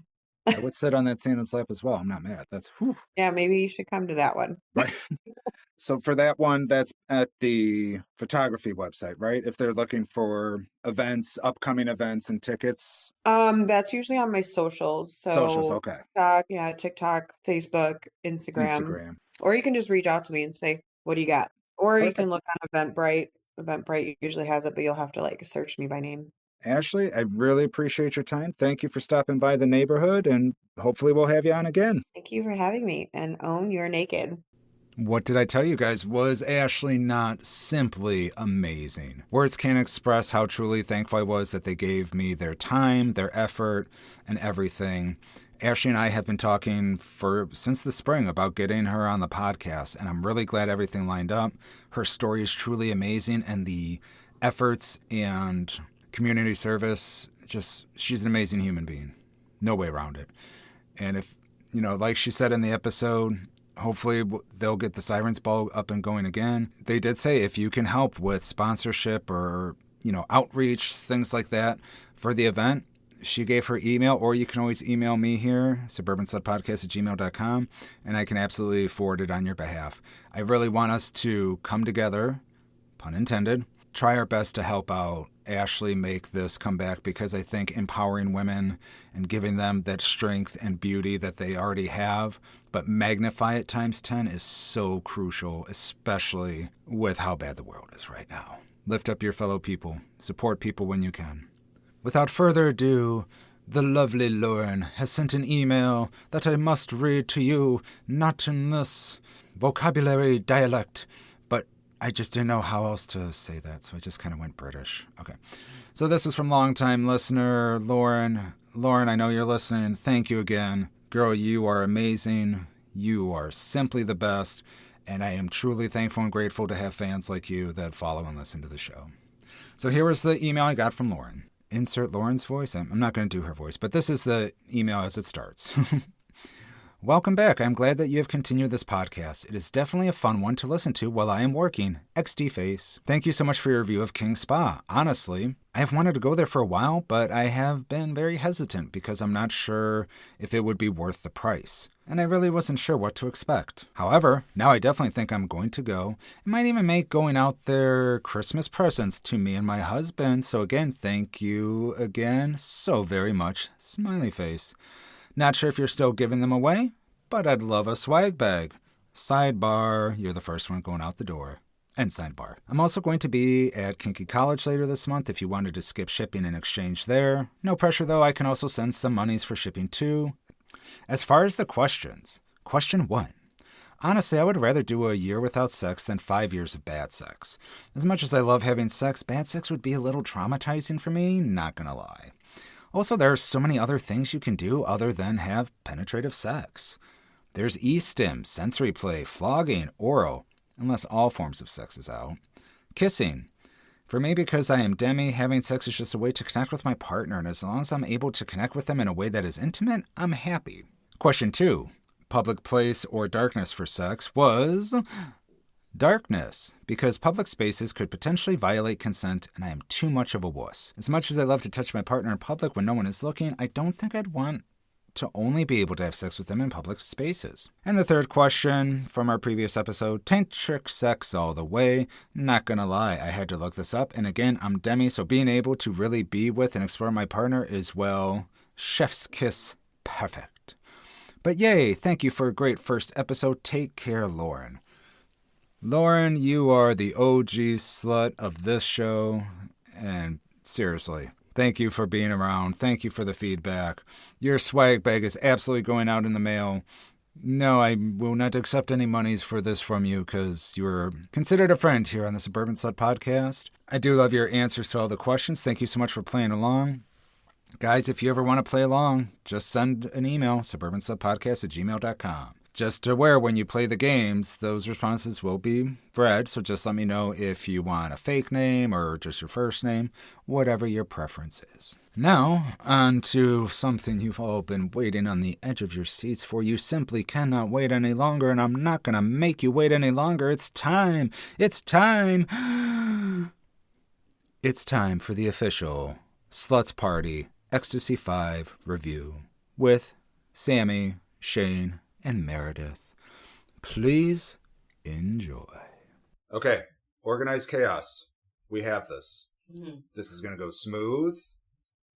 We're going to give all the details, and it's not going to be 3 hours. Okay. Agreed? Agreed. Yes. Okay. We still need to eat. The eat? We still need to eat. Yes, we do. Tonight. Hey, our brains are already clusterfucked, so now the second you said that, I'm just like, wait, no. Okay, this is either going to be like a 5-minute review of a party or just lots of breaks and eventually come out in a year. I mean, I don't want to be crass, but if we finish this soon enough, we can get food and still fuck before the party. This is true. I have not, I haven't fucked in my room yet. It still needs to be christened. That would be nice. And a threesome would be a nice way to do that. Okay, so here we are, slutties. So we are back to finally cover Xstacy 5? That was 5, right? Were we all? Let's see, the Yeah. 5th time I took Xstacy, I think I was at a rave. Oh, God, I can't count. Is that what you meant? I don't know. The 5th time I did Xstacy, there's just so much. There's so much. But no, we have finally been talking about it. The calendars and stars aligned. We're going to Xstacy 6 tonight. Yes. 666. And luckily, Hail Satan. we all got here. And for the first time on the show... Seriously? You're going to be rolling fucking dice while we do this? Oh, my God. 18 again. Nat 18. All The right. nerds are so turned on right now. We have, for the first time ever, Shane is finally joining the show. Hello. Handsome little devil. And of course, back again, you're the first returning Yeah. superstar, Goddess Meredith. Oh, I can't wait to return some more. I had so much fun on our last episode. I can't wait to do it again. Oh, that was a good one. All right, so tonight, Oh, actually, I will be on one coming up, won't I? We still have to record that one. we still have to do Xstacy 6 review, And then the one we were going to do. and then the one on narcissism, Yeah. That'll and then I still have to get Shane. Yep. So just 3 months of content. It's coming. It's coming. So yeah, finally tonight we're going to go over Xstacy 5, the first time I met Meredith, Shane's thoughts. What a bold first meet, Right. right? Oh That my, was good. Hey, would I you was like so to scared. meet this person for the first time at a sex rave? and the answer is always Yes. sure. Full consent. That was actually one of the best times I met another partner's, or a metamor, someone else my partner was seeing. That was one of the best introductions and one of the funnest ends to a night. Oh, That was some good chemistry, right off the bat. Nat chemistry. Yeah. Yeah. I mean, we'll get to that. And I was just stupid, scared, and I kept telling Shane, I'm going to mess up. They're going to hate me. Oh my God. Oh no. Yeah, he's real annoying. Yeah, I know. Not funny, but annoying. All right, so the night started off. I got there first and early Yes. because that's how I do. And I wanted to put myself out there because I've never gone to a sex party solo. So I'm like, this will be a good time. And this way I got parking because it's Chicago and I'm from the burbs. So I'm always freaking out about finding parking or paying for parking up front. And yeah, it's Sunday, so parking was free. And then I sat there for a good 30 minutes, just getting the right headspace, okay, you got this. And the second I got in my Before you car, went in? yeah, this was before I went in. I just kind of took 30 minutes in my car just to calm down. It'll be okay. And I did get there super early. Now, were you already dressed? Yes, but I had to put the boots on because as I was telling you earlier today, I can't drive in my they're actually my Ghostbuster boots No, for when I do that cosplay, but they serve multi-purpose. I can't drive in those sons of bitches. Mm-mm. Too dangerous. Yeah, I won't drive in the demonias either. Oh, hell no. They're 4-inch platforms. Are those what you brought tonight? Yeah. Mm-hmm. I don't even like driving in my platform docks. No. Because it feels too chunky. And I don't want to die and miss the But break. I just It'd be I like that thought of okay, I'm parked where I'm parked. I'm dressed for this event. I'm gonna walk down the street yeah, to the event right now. that's exactly what it And was. I love it. Yeah. Mean, I was just all about it. But and intentionally made eye contact, not extensive eye contact. No. But I didn't look at the ground when I was walking. Oh, God, no, you're not I was head just down, don't no, look at I me. was straight ahead. You're gonna fucking look at me? Right? So I got out of the car and I put on my boots. Very first person that walked up to me. Oh my God, I love your outfit. And I had on, this was the black skirt, fishnets, boots, and the silver fishnet top. God, Tank top. getting that fucking brain. Fishnet tank top, thank you. And there's a picture of the three of us, spoiler alert, that'll probably be the cover art for this photo. And then you can see all of our outfits. And that was also, So I walked in, and when I first walked in, because I've been there once before with former partners, and it's intimidating. It can be. The dance floor was a little busy, so I was like, okay. And of course, I got to walk around because I have to know, get comfortable, know my spots, all that. And they had, I can't remember the name of the beer. They have good NA beer there, so that calmed my nerves instantly. Was it athletic? Yes, thank you. Oh my God. I was just so I can... Right. So that was good. So I went and got that and then just kind of hung out on the dance floor. And wow, both of you never really seen me out much in the club. I had to think. I'm like, you've never seen awkward Sammie.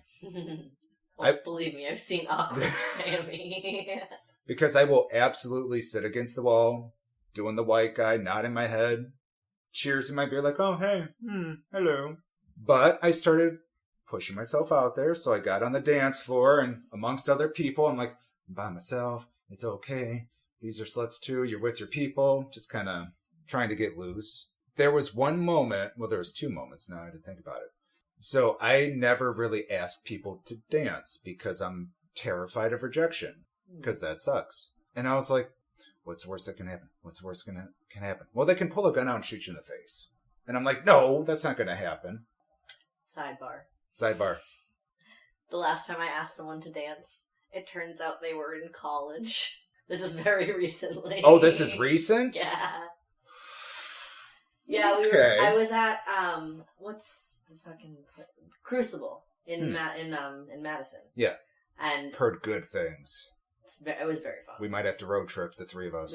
They have like a monthly leather and lace thing they do. So road trip. Sponsorship. Yeah. So literally, we were dancing, having a great time. Like very like I'd asked them to dance. I don't know their pronouns, but I'm gonna go with at least of them solidly. Fair. Yeah, and so like, talking a bit, and then I was like, oh, so like, are you from Madison? And then they're like, oh yeah, I go to school here. And I was like, fuck. That's still not too bad. I mean, they couldn't have been more than like 22. So yeah. 1 year above the, okay. Half depending on the vibe and attraction. You're doing the sex math? I feel like it's close. What is it? I'm bad at math. Half your age plus 7. Half 37 is some number that I don't Math. Know. Anyone? Meredith! Why are you looking at me? You're the smartest one. Yeah, you are the smartest one in the room. Wait, so, well, half of 38. That's still hard for me. You need to, go ahead. We're getting out the calculator because now it's like, hold on, we need to figure out the sex math. Hold on. Tangential 37 divided by 2 plus 7. Yeah, 25. Oh. Yeah, so no way. Well, you didn't have sex, right? No. Oh, so you're good, but... I was dancing with them, and, I mean, it was certainly not off the table in my mind. Yes. Until I was like, oh, no. I don't know, if they were like a rare card pull, as someone always tells me, and the vibe was there, yeah, I could bend it. But absolutely, I have a hard limit on under 21. I don't care if it's legal. I morally would not feel okay. I've bent it with no regrets. Fair and honest. I mean, if they're hot and legal, come on. It's hard to really be moral in that scenario. Here's my thing. If they're fae, there's like pure temporality that happens. This is true. Anybody who's like that... do you know what I mean when I say fae? Yeah, like, I've heard of it, but I can't describe it. It's like... Well, for me, it's like gender fuckery in a way that makes me feel like you're going to lead me down a trail to a ring of mushrooms and make me drink the fairy wine. Like, so similar to True Blood almost. Just that like dark romance, like okay, sort of high fantasy. Yeah, I don't know. Goodness. Yeah, just like femboys, like, you know, magic word, like mask girls, like all of the gender fuckery. That sounds delightful. Just like a bird-boned 113-pound 5'9" man who doesn't know they're maybe not a man yet. See, we got the education covered now. That's what we do. We educate and laugh. Shane's ADHD is going to be too much for this podcast. Or it's going to be just the right amount. I mean, you could see. All right, well, I think close on my tangential so you can edit that whole part out. Nah, that'll be fine. All right. I'll make magic. All right. So, there was someone that kind of was circling around me. So, this is where I have the hardest part, as people would probably say, like a cis male. It's hard to tell when people are actually flirting. Oh, because it's so easy to be like... You're a cis male. I know. But there was this person, and they kept dancing around, and after probably 15 minutes, because that's how long it takes me to muster up the courage, especially by myself. I was dancing, I looked over, and they were by the wall, and I just straight up said, very politely, would you like to dance? And they said, no, thank you. And I just said, that's awesome. I appreciate it. And I went right back. Mm-hmm. Didn't stutter, didn't get shot in the face. I mean, that was not bad. Didn't do that thing where like, oh, well, what did I do to offend you? Oh, yeah, when people have to... that's a why not? cis-mannery right there. What could I have done? Why don't you want to dance with me? They're gross. But, so yeah, I took a shot, didn't work.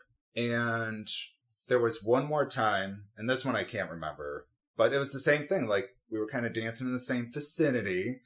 They were a tall femme girl with like a cowboy hat. I don't know if either of you saw that same person that night, but they had like a bearded guy with them. And I was just like, oh my God, that's a powerful combo. And I'm really, Yeah, I did it again. I'm like, would you care to dance? And it was again a very polite no.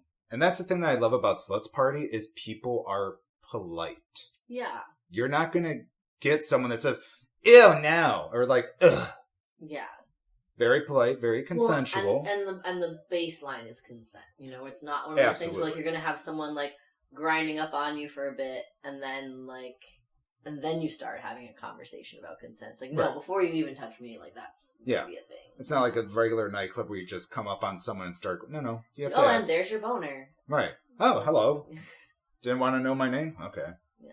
But then for the third time, in baseball terms, 3 strikes you're out. Right. So this is when I was getting into my head because I was still having fun, but now I was like, okay, I've tried twice and nothing's happened. So now I'm like, I'll just wait till my people get here and I'll just dance on them. It's fine. Mm-hmm. But I kept out of that mind space and randomly, I don't know if I told either of you this. I think maybe. So I'm standing on the dance floor and there's this tall, very sexy woman dressed with like cute little crop top and leather pants kind of thing and never said anything, but started dancing directly in front of me with their back to me. Mm-hmm. So of course I'm like, you have to say something. You can't just start dancing. And this is where, again, I started overthinking. But I'm like, they just think I'm someone else? Or I'm like, I completely doubted the whole scenario. And I, as they say in all the Sluts Party, gentle tap on the shoulder and just say, would you like to dance? Or that's how you introduce yourself. Just a tap on the shoulder, not putting your arm around a waist and pulling someone in. Yeah.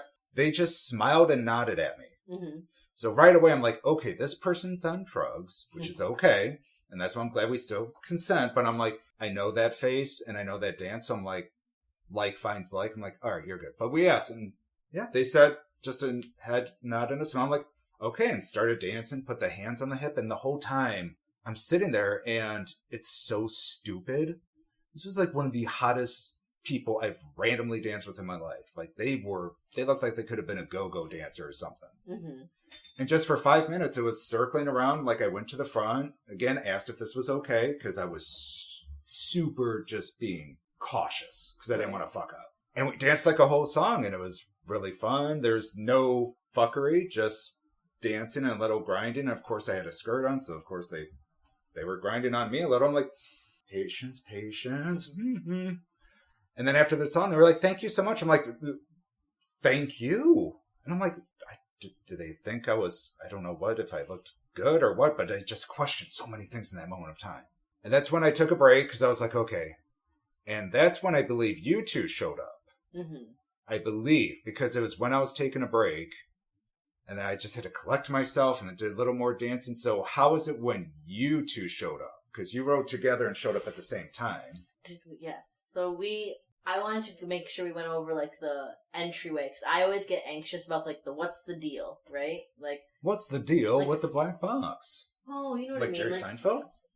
No, like, if I'm going to a new spot, like, am I supposed to park in the driveway? Am I supposed to park on the street? Am I supposed to, like, do I go to the front door? Or do you have one of those houses where nobody goes to the front door and you have to go to the side door or whatever, you know? I just want to know those things. Yeah. So, like, I felt like it was pretty evident, like, you know, you kind of see the line and you see, oh, those are my people standing in that line, you know? I see sluts. Exactly.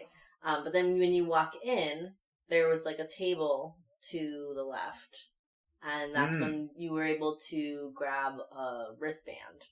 Oh, yes, I forgot to bring up the wristbands. Yeah, so I think for this one it was a glow stick Yeah. bracelet. It wasn't specifically a wristband, but there was for that one it was red and green, right? It was green if you wanted to be flirted with, and then That was kind of I like think no wristband meant, or maybe was there? No, red the wristband? red So was There I was don't- a red. Red was means don't approach me. Yeah, Yes. I'll and approach green you. meant approach me on either floor. Yeah. And then there was a middle color where you could approach me on the dance floor, but not the basement, or vice versa. That one got too confusing. Yeah, I think. Well, I just looked at the post they have today for Xstacy 6, Is it the same? and I did notice that it's just green is for yes, approach me anywhere. Orange is for approach me only on the dance floor. Thank you, that's and what it was. then no wristband is don't fucking talk to me. That's a lot easier, because I'm partially colorblind, and I'm not going to lie. The red and orange, especially if I was on the dance floor, I had a hard time. I think that's what part of me got in my head. Yeah. Because I didn't want to approach someone and be like, did you see my wristband? Okay, I'm just going to go home. I would have ran out of there so fucking fast. Yeah, so we picked up a wristband at the front. Yep. Yep. And then that when you're on that main floor, that's like the bar and the dance floor right there. Okay, so yeah, we were walking through the dance floor, which is always pretty hot. God, like yeah, to the sluts left party? when you go. At a sluts party? Yeah, Hanging out at the dance floor absolutely. spot? So as you go through the dance floor, if you go to the left, there's an area with lockers that also like takes you down to the dungeon basement area and a door to the smoker section. But if you go up the stairs to the right, you go into like the bar area. It's got a lot of like standing bar sections. There's also a bathroom up there, and then another entrance into the smoking area. So we kind of went out. I think what we originally did is we went to the left. We went out that side door because I pointed out like that's where you go down to the dungeon. Yeah. And we took the long way around, and then we saw a little spot in the corner. So we went over there, and we were hanging out. And It was crowded. It was very when crowded. I had just driven, like from Boo-foo. out and way out and the suburbs. Not even the suburbs anymore. Hardly. You live in buttfuck. Yeah. But I first thing I want to do is like I want to have a smoke. I want to hang out. Like I don't want to get right into things. And so we literally walked like the whole length of the patio pretty much. And then finally at the very end found like a little spot that we can sneak in. Did I tell you this? Sidebar. I'm like 80% sure that I ran into somebody that I had matched with on like a dating app, and we had like talked for a bit and like just fizzled out or whatever. Yeah. Like, You did tell me that. yeah. So this person is incredibly hot, definitely very in the scene. Okay. And they live in Chicago, but work sometimes up near me, and that's That's a hike. So I had always sort of thrown it out as like, well, if you're ever like up by me, Right. like, hit me up or whatever, or, just a very gender fucked vague situation going on there for sure. And I like literally they were standing like at the edge of the table where we ended up sitting down, and then they left like moments later. And so I can't even be sure it was them, but I'm like, oh, I really should have just... In your mind, you're like, that was fucking them. I wanted to say hi, but also I think it's the creepiest thing in the world to be like, hey, I recognize you from a dating app. Why'd you stop talking to me? What's up? Yo. Like, it just feels like such a dude thing to do, to be like, oh, like, I recognize you from this app, or blah, blah. Like, I've had people come up to me who I did not match with. Oh, fuck who were that. like, No. oh, I saw you on Tinder. I'm like, Really? I'm like, oh, yeah, maybe I did too, and I fucking didn't swipe on you. Yeah. Like, If we didn't match, you should not be bringing up the dating app. yeah, that was... But we at least like had matched and talked and whatever. But I still had that like, that's probably creepy. Yeah. So you got the outside. But I would have, if they had lingered any longer, tried to manufacture the like ability to talk to them. Yeah. Just be like, I've seen you online. Were you on Chatterbait maybe or StreamMate? No. Okay. Well, I saw you somewhere. No, I would just be like, you're pretty. Well, that's even better. Compliments. That's the best way to open. Yeah. All right. So you guys were outside. Yeah. So we're hanging out outside. We made friends pretty much right away. Like, I feel like As you both the do. people that were sitting there, like, I bummed somebody a cigarette. They had nice tits. I don't know, like, we chatted. Right. That's how it goes. That is how it goes. Yeah, so then we hung out outside, and then you were, like, we had texted that we were there, or whatever, and so you were coming to meet us outside. And so there was a long bench, and we just, like, scooched over and made space for you in between us. Yeah, and there was there was pretty people at the table already, because there was the one girl that was I think she was new but talkative. Mm-hmm. Didn't catch her name. I actually ran up to you before you got there and gave you a metal mushroom. And that metal mushroom is still in my car. You forgot. No, I didn't. And they're intentionally. We'll never forget Goddess Meredith. And the mushroom that sits right in the center console, right by my little skeleton and my stickers, in case I ever want to get out and put stickers on someone's car. Which probably isn't the best way to spread your podcast around, but... Yeah, so then we're outside, then I came and joined everyone. I was very nervous still, because of course, like, Shane, I'm like, oh, this is Shane. I know Shane. Sit up and cuddle. And I was just staring at Meredith. I'm like, she's gonna hate me. She's so beautiful. Oh, God. And she looks so cool. She looked amazing. Like, just in general, in life, she looks so cool. And so, like, you meet her and you're just like, I'm not as cool as this person. I've had that problem actually a lot when people introduce me to, like, here's my other partner. Like, I can remember one specifically, like, they were driving up and, like, I saw them and, like, they were both happy and they didn't notice, like, right away. And she saw me and, like, she's, like, waving, and then he looked up at me and he just saw me and his face just kind of dropped as he, like, did, like, an up and down, because I was wearing my crust pants, my battle jacket. I had my nails done, and I'm like, that's fucking wild. Yes, you should be intimidated by me. That was the correct response. Yeah. But earlier, Shane was telling me that they were texting Sammie, and Sammie was nervous. He was like, oh, I don't want to intrude. And Shane was like, nobody owns me. Like, you are there. Like, I went with Meredith, but, like, that's not, like, my solo date. We're gonna, like, play with everyone. Yeah. So when I saw him... Because I literally had to call him because we were texting, and I was like, I need to just, like, disambiguate quickly. Yes. Like, it sounds like you are operating under the impression that, like, there is an ownership dynamic, or there was, like a relationship. Because I didn't want to cross boundaries, and my brain just You were like, I want to yield right of way to Meredith. Yeah. Basically, that was your attitude. And I was like, oh, I need to impress upon you that, like, that is not a necessary thing. But to be fair, that is the correct response. Like, I am superior. So, like, you did a good job thinking that. But, like, I was excited to meet you.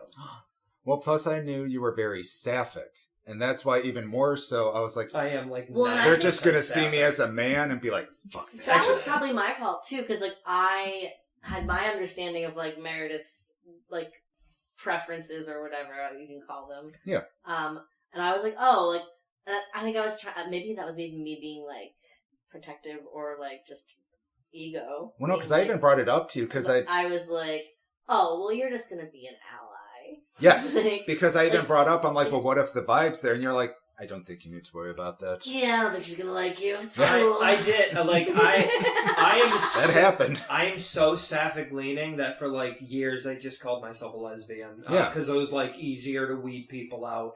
Yeah. Like, so it pretty much, like, the whole vibe with me is cis men need not apply. Mm-hmm. Like, ever. Cis het men, I should say. True. Cis het men need not apply. Because, that's a lot to deal with. I have a few, cis bi men that I really like. They're all, and, like, the thing is, like, it's you and Thomas, just because you both have, like, rave daddy vibes. I do. You should see my fanny pack. I have Tylenol, Advil, gum, candies, poppers, everything. But go figure, I have daddy issues, so that's probably that. So then we all met, and then I gave you your mushroom. You did give me the mushroom, and you said it had You said it had extra dots on it. It did have. It was special. So yours, like, I did remember. So when I make my, because Sammie did that self-deprecating thing where he was like, "Oh, everyone gets a mushroom. I'm not special." Oh no. Everyone gets a mushroom, but not everyone gets a mushroom that I, like, put time in. Like, I mean, they all get one I put time into. But sorry, I don't mean to be so loud. Loud voices. That's fine. I can edit stuff, so it'll be good. So most of them, I just do, like, the generic, like, because it's like the red toadstool. I just do the generic white dots. But for people that, like, I like or I'm trying to impress or, like, who are special, you thought you had to impress me? I mean, like, yeah, I was excited to meet you. Not on the like, mirror? As I said, like, I know that you had, like, the way that I work with partners, and I use people in relationships, and I use the term relationship kind of loosely. Like, I have a relationship with my best friends, and, like, with my, like, so, but, like, I like Shane. So as I told him, like if Sammie's important to you, he's important to me. And I know important is like too strong of a word to use at that point. But you know what I mean. Yeah. Like if you care about him, then I'm gonna be nice to him. I want him to like me too. Because we do classify as partners. Yeah. So, yeah.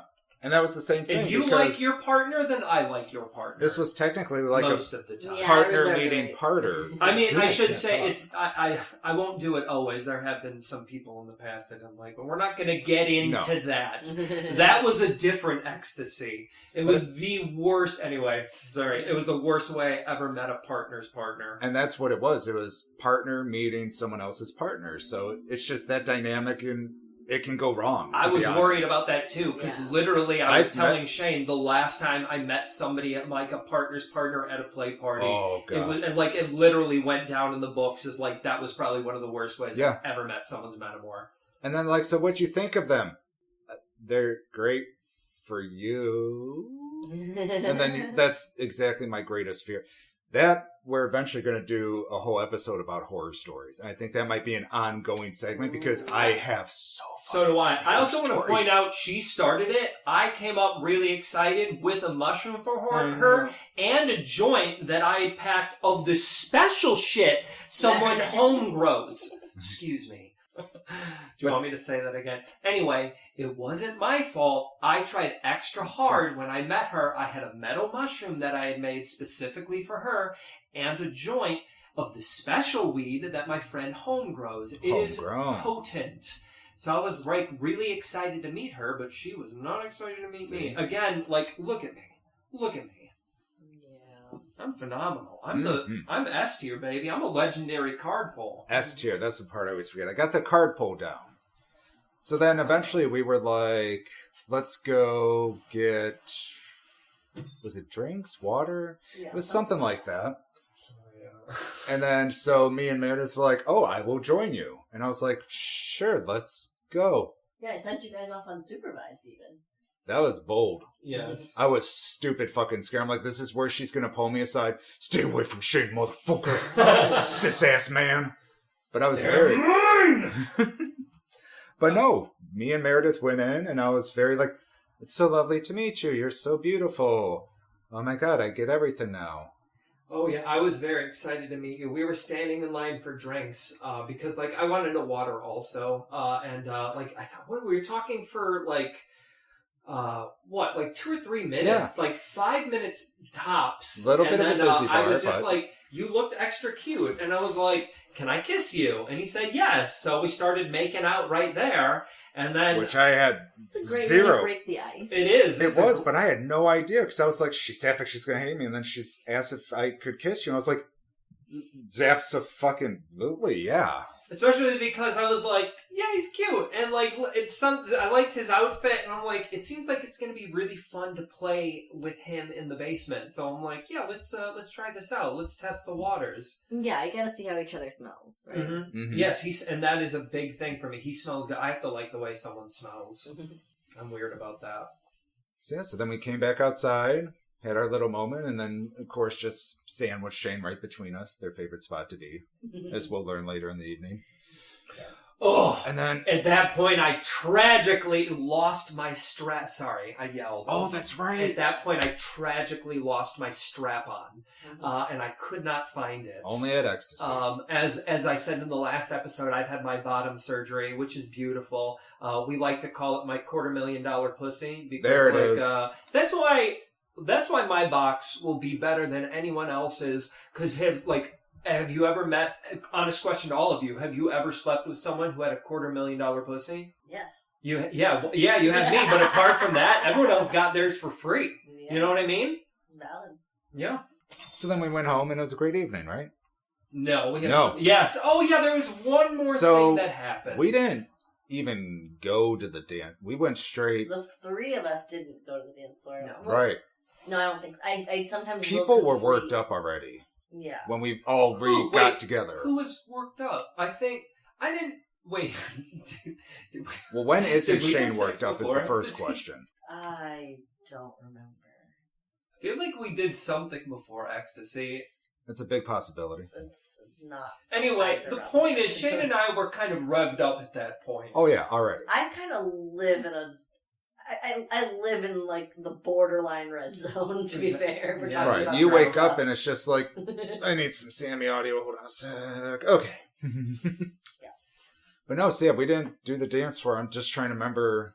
Because you and I had done the dance floor at Sinners and Sanctuary, or Oh. like one of those ones. Oh, we did, oh shit, which one was that? That was the cosplay slut party Oh, that yes. we went to, that I went with my nephew, my niece, and, well, she's not actually my niece, but she's like my niece. Yeah. She's dating my nephew, and they're like, yeah. We have known her for years. And then, that was when I met Mike. yes, and then my bestie / anchor partner, Mike. Yeah, it was a fun night. We danced a lot. We danced, we sandwiched you between Mike and I, and we were dancing. That was fun. That was And then that was a fun and party. then we had a spanking contest on the sidewalk, Which I won. which you did win handedly. Oh, Whoa! Everyone, a thing that you're going to have to learn my show is, like I say it a bunch of times, but I really am S tier. When I'm thrown into the grading curve, it goes up to 11.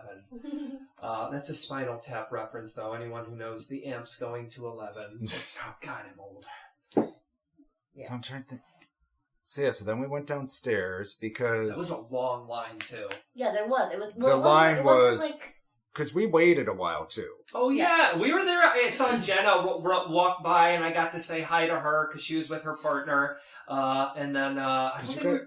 11 is when you guys... Because it was 2 hours after I was there. Because I remember it was 2 hours solo Sammie side quest. Yeah, well, because we went to Streetlight Manifesto. Yes, yeah. Oh, shit, that's You had right. the concert right before. Steven, Mike, Emily, Allison, and Hazel, and Shane and I all went to Streetlight Manifesto at the Salt Shed. Yep. And it was such a good show. I think Streetlight Manifesto I've seen, like, I don't know, maybe not more than any other band, because I've seen In This Moment like 10 times, because they're always at festivals. But trying to go and do both was ambitious. And we did it. We did it, but I'm so excited for tonight where we are going to get there and we're not going to feel like any sort of rush or anything. No. Like, we'll be able to like, settle in. And I want to dance like, a little. Dance, hang out, meet like some people, like whatever. Yeah. Like all of that. But we were definitely like feeling the time crunch. We both had curfews that night. Yep. And so, yeah. So the way, like, I felt like it was, is there was a line down to downstairs, but even within that, there was sort of like a flow to the space. Yes. Mm-hmm. Where it's like, we were walking down the stairs, and we'll sidebar to the stairs in a moment. Oh, yeah. Yeah, because it was like Six Flags. My like, friend was the- working. Yeah, the top. like, more like Disneyland, where it's like, oh, we've got stuff while you're in line to make you not really feel like you're in line. And that's where Shane came in for sure, huh? Oh, yeah. Oh, so this is the part. So now that we're all connected, spoiler alert, we're going to be all over the fucking place. Because it's just going to be random, like, memories, like, oh yeah, we did this. Oh yeah, we did this. Yeah. I'm going to start. Is everyone this out. consenting to sharing I'll details? you can share Earthen. I'm okay. I'm looking at Sammy and asking. Oh some yeah, full questions. consent. Because Okay. Shane totally farted on the stairs and I never said anything until right now. So I'm so glad to get that off my chest. No, that didn't happen. But when I they also took our drank all picture... of Shane's squirt on the stairs. we got to get to that part. Yeah, tell that story. Okay, well, here, let me start us off. Go right for it. We get to the basement and we're like looking around. We look to the right and I showed like so when you first walk in, there's a bar like directly in front of you. To the left, there's like a play area where they have like all the crosses and stuff the Doms are playing. To the back left, they have a bathroom and The shower, yeah. Yeah, and like an area where people can sit down and kind of play on the floor. And a Popper's vending machine. I've never bought them because I don't know the brand. And I'm like, no, I'll bring Do my we have something? I do. Oh, okay.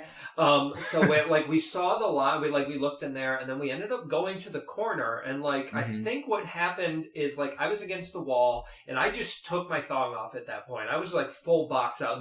My muff was right out. And Shane started like going down on me, and then Sammie comes up from behind and starts fucking Shane from behind. So like, Oh, yes, I know this yes, scene now. I remember it vividly. Does Shane know how to go down on a pussy? Oh my god. So we're there for like maybe 10 minutes. And then we like, I say, hey, do we all want to go to the, like, that room has like a full play. Like, you're going to be fucking and being surrounded by like 20 or 30 other people. Well, that's the pit, right? Yes. Okay. So we ended up getting in line for the pit. And I'm going to let y'all take it now. Because, yeah, that was like the new roller coaster at Six Flags. Like, that line didn't move.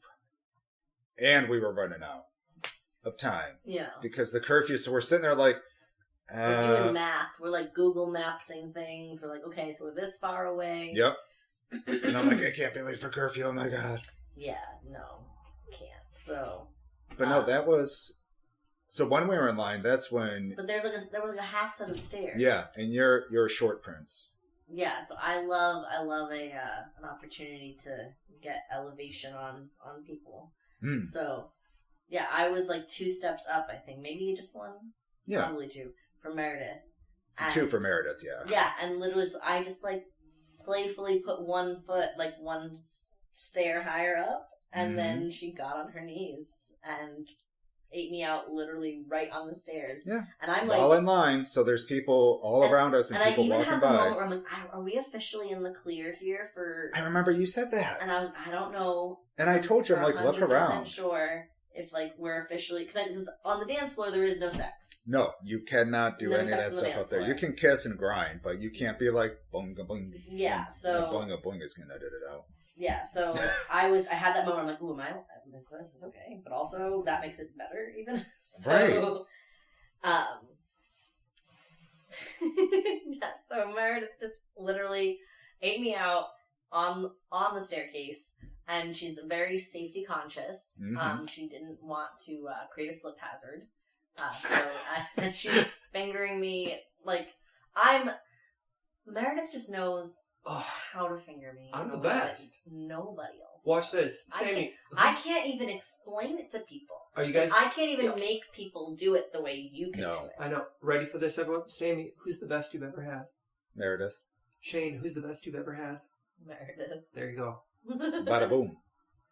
Yeah, because I remember even when we were having sex in that corner, like, there was condom bowls everywhere, but everyone, this is where, again, I give a shout out to the people that go there. Nobody leaves a mess. Nobody leaves, like, fluids or condoms. Like, everyone is very polite in that manner. Because that's what I was worried about. I'm like, well, where am I going to put this condom? Yeah.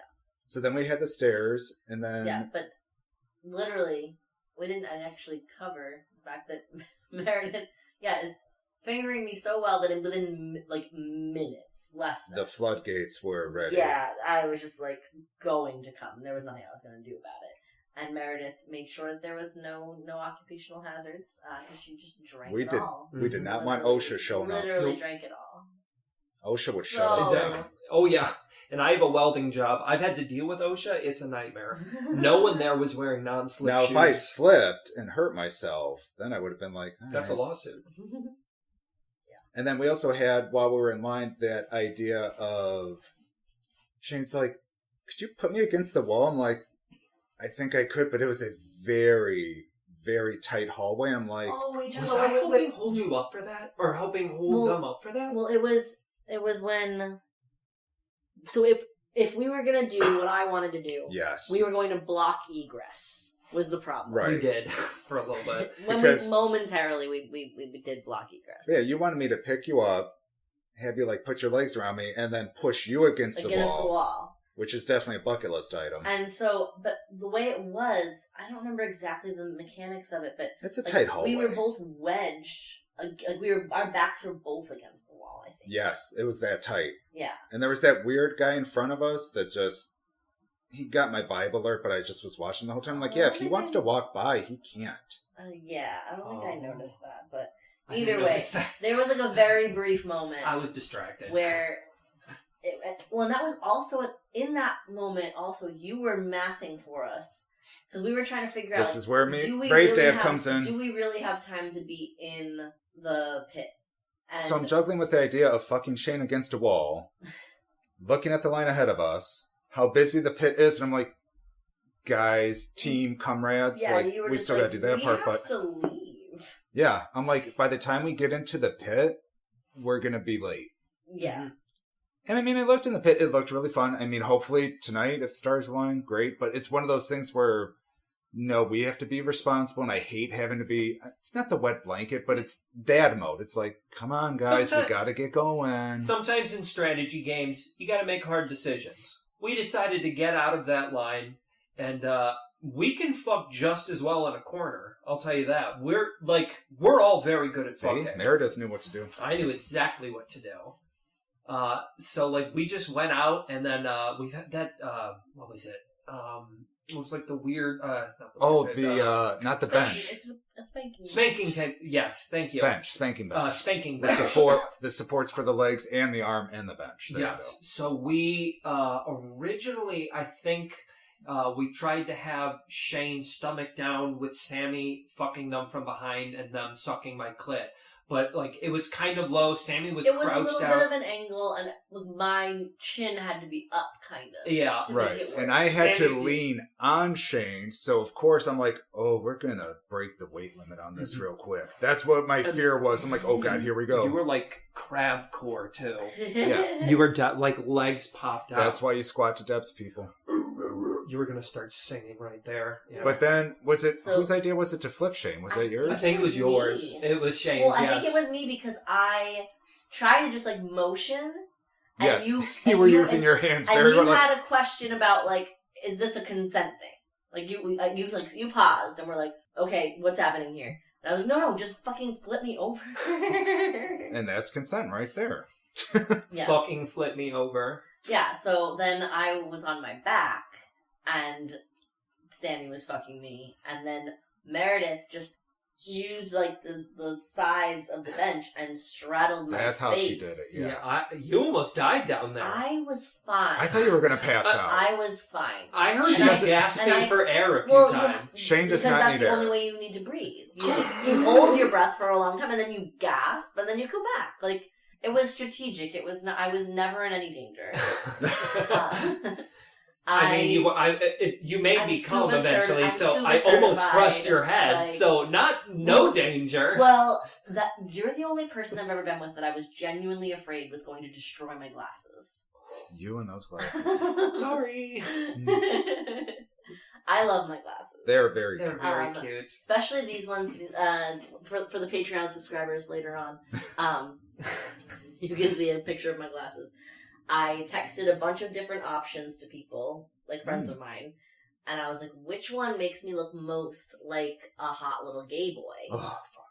And the decision was unanimous, and they are the ones that I purchased, so. And you do look like a hot little gay boy. And these glasses do make me look like a hot little gay boy.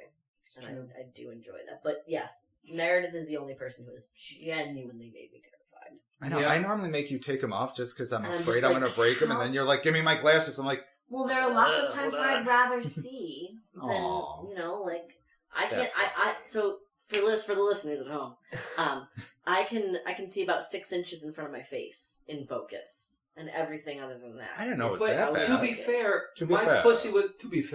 my pussy was a lot closer, so you should have been able to see it just fine. Yeah, that's what I'm saying. That's why I didn't need the glasses, but also your thighs were definitely jeopardizing them. Let me just also tell the viewers, sex with me is so good that, like, people feeling in danger of, like, my intensity, that's pretty common. Most people can't handle it. Yeah, I feel endangered quite a bit. I'm trying to think. So what? Oh goodness! Listeners at home, we're also hitting the Benjamin over here. So what are you talking about? This podcast is going to go in directions. This is going to be the biggest download. Excuse you. This body is a temple. I have never done a drug once in my life. Yes. Can I actually roll for deception? Where's my? Here, no, I want to use my dice. Here we go. Here comes the nerd shit. See, shout out to Dungeons and Daddies. It's a nat one, isn't it? It's a nat one, everyone. Wow. So much for that deception. Dungeons and Daddies. Dungeons and Daddies, they have this mechanic where if they make a dad joke, oh yes, they gain inspiration and can they change the mechanic a little bit after going up. Yeah, I'm still on season 1. You're early on, but they change the mechanics to you gain inspiration and you get a D4 of damage Yes. that you can wield at a target of your choice. Oh. So where at first it was they first take everyone the was D4. taking Yeah. D4 of damage, which was also great. Oh, it's so good. But then, so then I just like the idea of having these little homebrewed D&D rules for just like random social interactions. That's smart. It's like when someone has a sick burn, you're like, that's Roll fucking, for sick that's a burn. D4 of psychic Yeah. damage for sure. My fucking voice is cracking. I have to that's why I talk softer, because if I try and full volume, it cracks. Oh, no, you're good. Yeah. So then when my friend Zach was hosting our slut D&D campaign, which highly recommend a slut D&D let campaign. me know the next time that my is. God. Yeah, I'm down. I'm waiting So to. fun. And we still have game night pending too. Yeah. So we had this rule that Yeah. if anyone made Zach blush, that we gained inspiration and could deal D4 Genius. damage. Because it was a brave space for Zach. Because it was literally me, DJ, and Brittany. Me and Brittany have been having sex for over a year. It's beautiful. It's just And beautiful. then she and DJ have been having sex for 6 months, probably. Oh, DJ. And then I the can't three of believe us have been that. having sex for a little while now. Maybe a month or so. Yeah. I don't know. And we had it once. So all and then we three still of us had been interconnected carnally, and Zach has not been involved with any of us carnally. Depending on your definition of carnal. Right, I mean, suppose. But that's a whole nother let's not episode. mince words. I don't think Zach consented to this. Yeah, right. So Zach was able to DM for us this sexy D&D. Dungeon Master. Oh, Yeah. I still should do that. I feel like I do a good job running a campaign like that. You would do such a good job. Everyone, I have Just been... from the smut you've been writing. Yeah, Oh, the and smut. for everyone... Maybe that can be for the Patreon subscribers too. Oh, I could do that. Ooh. For everyone at home, I have You could do been a little DMing side games for Meredith's actually sluttery. close to 6 years now. I've been a DM. I've done official 5e modules. I love Descent into Avernus, and then I've done Pathfinder. I've done Star Wars, the old core edition, and then the new one.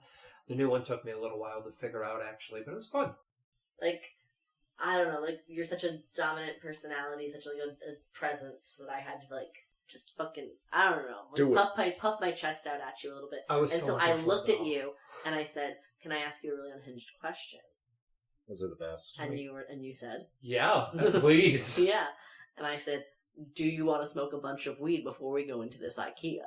And that was a relief because literally on the way there, I had my Benjamin on me. My John F. Kennedy was in my pocket, and I was hitting it because I was like, I don't they look like they probably smoke weed, but just in case, I don't Shane want to be definitely looks walking like they up smoke weed. because I've definitely done that on a date before, and the person did not smoke this was the person who was like, yeah, I take 2 hits on a pen, and then I go into a coma. I'm like, wow, I'm high most of the waking hours of my life because when you smoke that much, you don't really get high the same way anymore, and now I just function really well. Yeah. That's the damn truth. Yeah, Yeah, so anyway. Well, we were talking about consent, and I forgot who was. I think it was you that said consent is really sexy. Asking can I touch you? Can I kiss you? And then I was like, yeah, you can actually. And they're like, was that consent to kiss you? I'm like, yes. And then we started kissing. What did I roll? And then we got called faggots by a bunch of 15-year-olds on bicycles. If I don't get cool. If I don't get called a faggot while I'm walking around, then is my outfit really working for me? The best part, can I just point out, for anyone who's seen me, if you follow me on Insta or something, I've been a punk kid most of my life. I got my cool ass fun cross pants and my spiky battle jacket. So most people I haven't gotten called a faggot to my face in 5 years. Yeah. No one wants to do it. They'll do it after they've walked a decent mile or bit away, once they've already passed me and they're halfway down the block, or if they're driving by. But no one says that to my face anymore. There you go. That's what a pocket chain is for. Hmm. For everyone wondering, that's not a chain for a pocket watch. That's just a big chain you keep in your pocket for hitting people. We'll edit that part out. Right. So much edits. For any law enforcement listening, that was satire. So the cover photo story. This is the part Ugh, this is one of my favorite parts of the night. So, Shane originally was in between us. So, if I misspeak, someone feel free to jump in. I think originally we were upstairs on the second floor. Shane was between us, and I think this was the first time you and I kissed over Shane. Yeah, we were making out. Mm-hmm. And Shane just turned into the most handsomest little puddle. Just seeing both their partners making out over them. Oh, so good. Oh, that was one of my favorite. I take compersion very seriously. Oh, yes, we do. And I feel like if I don't experience compersion with someone, I don't think the connection is something that I'm looking for. We have Like, pretty good it's not conversion even with each other. Oh, absolutely. And Yes. it's not even so much that like, oh, I just very easily feel compersion. It's like I don't want to be involved with someone that I'm not feeling that with. Yeah. It's just as important as like feeling attraction. Yeah. If you can't be happy seeing your partner, if I can't feel compersion for someone, then that's not a connection I'm looking to like continue or like foster. So that's why it's so much like that was my big anxiety with you guys meeting. I was like, is someone gonna feel jealous, or am I gonna feel like I can't meet everyone's needs? Or something like that. Oh, you're great at meeting needs. I didn't think jealousy was going to be. I don't get jealous very often. No. I can experience jealousy, but I don't engage with it in a way that I let it like control my actions most of the time. Yeah, and I always say there's a healthy like, jealousy. Well, yeah, and it's this is a reason for inquiry, where it's like inquiry. I see this in myself, and I want to know more about where this feeling is coming from, or whatever, But yeah, I just always get nervous about that, or even when I was saying like, oh, I wanted to invite you. Yeah. And then we were talking, and it was like, and I thought like, how do I bring that up with Meredith if it's okay, or all of that, Yeah, and then you learned I'm okay with like pretty much everything. Like, I'd love to meet your partner. Compersion is a very big thing for me too. Same. As you've all, I trust experienced. I hope I always make you feel like, like welcome to talk to me about things. Oh, and I hope I'm always excited. Like, I get off when my partners are getting off. Well, and I love to fucking dish about that shit. Like, I love being like, I went on this date. Let me tell you all about it. I know. The second you text me, like, you still owe me a story. Which story? I don't know. You told me last week that you had a sluttery story for me, and I was like, I can't wait to hear it. Your sexcapades. It might have been last week. Ooh. We'll circle back to that, though. Was it Big Dick Nick? You didn't tell me about Big Dick Nick, so probably. Because I love hearing your stories. They're amazing. I feel like I sent you a video of Big Dick Nick. Oh, no, that guy, yes. Was it after him? Did you have... Well, of course you had something after. It's been a minute. We're going to think about this. But the photo, the photo. I'll check my diary. So eventually the photographer for Slut's Party was going around. Mm-hmm. And then at this point, I was behind Meredith, and you were in front of Meredith, and they're like, can we take your picture? I'm like, oh my fucking God, yes, please. And the guy just snapped the most perfect picture of Meredith looking into Shane, the back of Shane's head, which is still very sexy. I mean, for the back of the head, it's a sexy back of the head. Mm-hmm. And me just like looking at the cameraman like, I'm happy. Yeah. And it's a sexy fucking picture. There's the one that looks like you're looking right at me. Yes. And it's super hot. And I have both of those. Yeah. So that was that picture. So we covered the drinking, the squirt, not spilling a drop. We spanking bench, Shane in the middle. I think that was about it before we headed out. Yeah. Unless we figure something out. We didn't. And then I got a speeding ticket on the way home. Oh, no, but, so the guy mentioned the really cute part. So at the end, we are all outside, and it's like, this was so nice meeting you. Hugs, kisses. I get about 10 feet away, and this little feral gremlin comes running up out of nowhere and just kiss, and it's Shane, the feral gremlin, and just give me, like, the most random, like, cutest, like, kiss. I know. Look at you. You're like, talking about cute stuff, you fucking dick. I know. It never happened. But that was... And then you got a speeding ticket. Biggest mistake, guys. God, you're such a dick. But I still like you, so it's fine.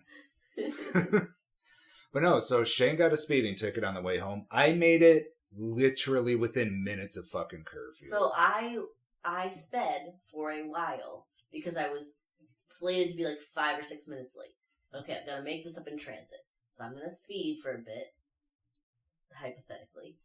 And then I made it up, and I could see on my GPS, like I could see my ETA. I was now 4 minutes in the clear. Like I was going to get home 4 minutes early. Yes. So at that point, I should have stopped speeding. Yeah. I did not do that, dear listeners. And I was driving through I was driving the way where it's like there's no tolls, but it's just like. Were you closer to your house? Little towns that are like 40 miles an hour. And I was not going 40 miles an hour, dear listeners. And so I pulled over in like Poplar Grove or like some place. Oh, like okay. I don't know what it's called. They got nothing to do out there, so. Yeah. So I got a speeding ticket, and the process of obtaining the speeding ticket took time. And then I was fucking late. We did everything to avoid it. I was 4 minutes late, and it was fine. Like Eve probably fucking was mad at me or whatever, but Daddy Timmy was watching the watch, coordinating, and still. Yeah, so dumb. So I've been trying to use fucking cruise control more. Yeah. So that I don't, maybe it's very gender affirming right now. Sidebar. But I'm really enjoying being on a podcast. It sounds good, and we got more stories, and you'll come back. Oh my god, wait till we do Slut Madness. We need to work that out. Like, dude, fucking, how cis white male is it to want to be on a podcast? I mean, you're not wrong. That's all I'm saying is, like, who wants to be on a podcast more than a cis white male? This was your gender. You're not a cis male. But I'm just saying. But you're identifying as one by being on a I'm podcast. just saying that it's gender affirming to be on a podcast right now. That's what I'm saying. Oh my god, wait till we do our solo interview. That's going to be chaos. Yeah. I could just throw it all off the dome. I was all like, oh, I'm going to prepare for this. I'm like, no. No. You just kind of give a general idea. Well, you gave me the questions in a way that made me feel like I should prepare. But I have changed my mind and I'm not going to prepare. Oh, that's fine. I just like to give, when I interview someone, just an idea. Because some people like to prepare, some don't. So I'm like, well, here it is. Or if you want to add questions. Yeah. All right, so that was Xstacy 5. But that was definitely amazing event. Yeah. Amazing first meet. Mm-hmm. And now we're going back tonight. Literally tonight. 3 hours or so. Yeah, someone better feed me before then. Oh, I'll feed you. With Meredith's permission, because she's in control. You cannot see, but I have a collar on currently. So well, after we turn this off, I need to christen my apartment, so we're probably going to work up a little more of an appetite and then go out and grab some food. Sounds good. Sounds good. Shane, thank you for finally coming on the show. Meredith, first repeater. Yeah, I can't Breaking wait cherries to. all around. I can't wait to do more. So, everyone, this is Goddess Meredith. I love you. As always, hail Satan. Be the Luciferian lamplight of knowledge in the world, and question everything. Shane, what's your cute little tagline? Just I'm handsome. I don't think I have any shit like that. Just say hail Satan. Then. I'm not a boy, I'm not a girl. If you think I'm hot, you're at least a little bit gay. I don't make the rules. There it is. That was fucking perfect. That's me. I'll work on mine. It's going to have Satan in it, but for now. For now, comrades, come together and we are out of here. Goodbye. Did I not tell you? Did I not promise you how fucking entertaining and hilarious that review was? You got a great insight of Shane, of myself, and of Meredith, and just the absolute chemistry that's there from day one, from jump. Shane cultivates friends and people that truly, there's no way to explain it. It's just, they're good people. Everyone I've met through Shane has been a genuinely good person and an amazing human being. No way around it. And of course, Goddess Meredith. You cannot beat that as a first meet. What can I say, people? It is simply amazing. All right, so as we wrap up the show, again, I hope you enjoyed the length for my size queens and kings out there. I hope it met your standards. So what's going to be upcoming on the show? Like I said, next week it's going to be a Sammie side quest.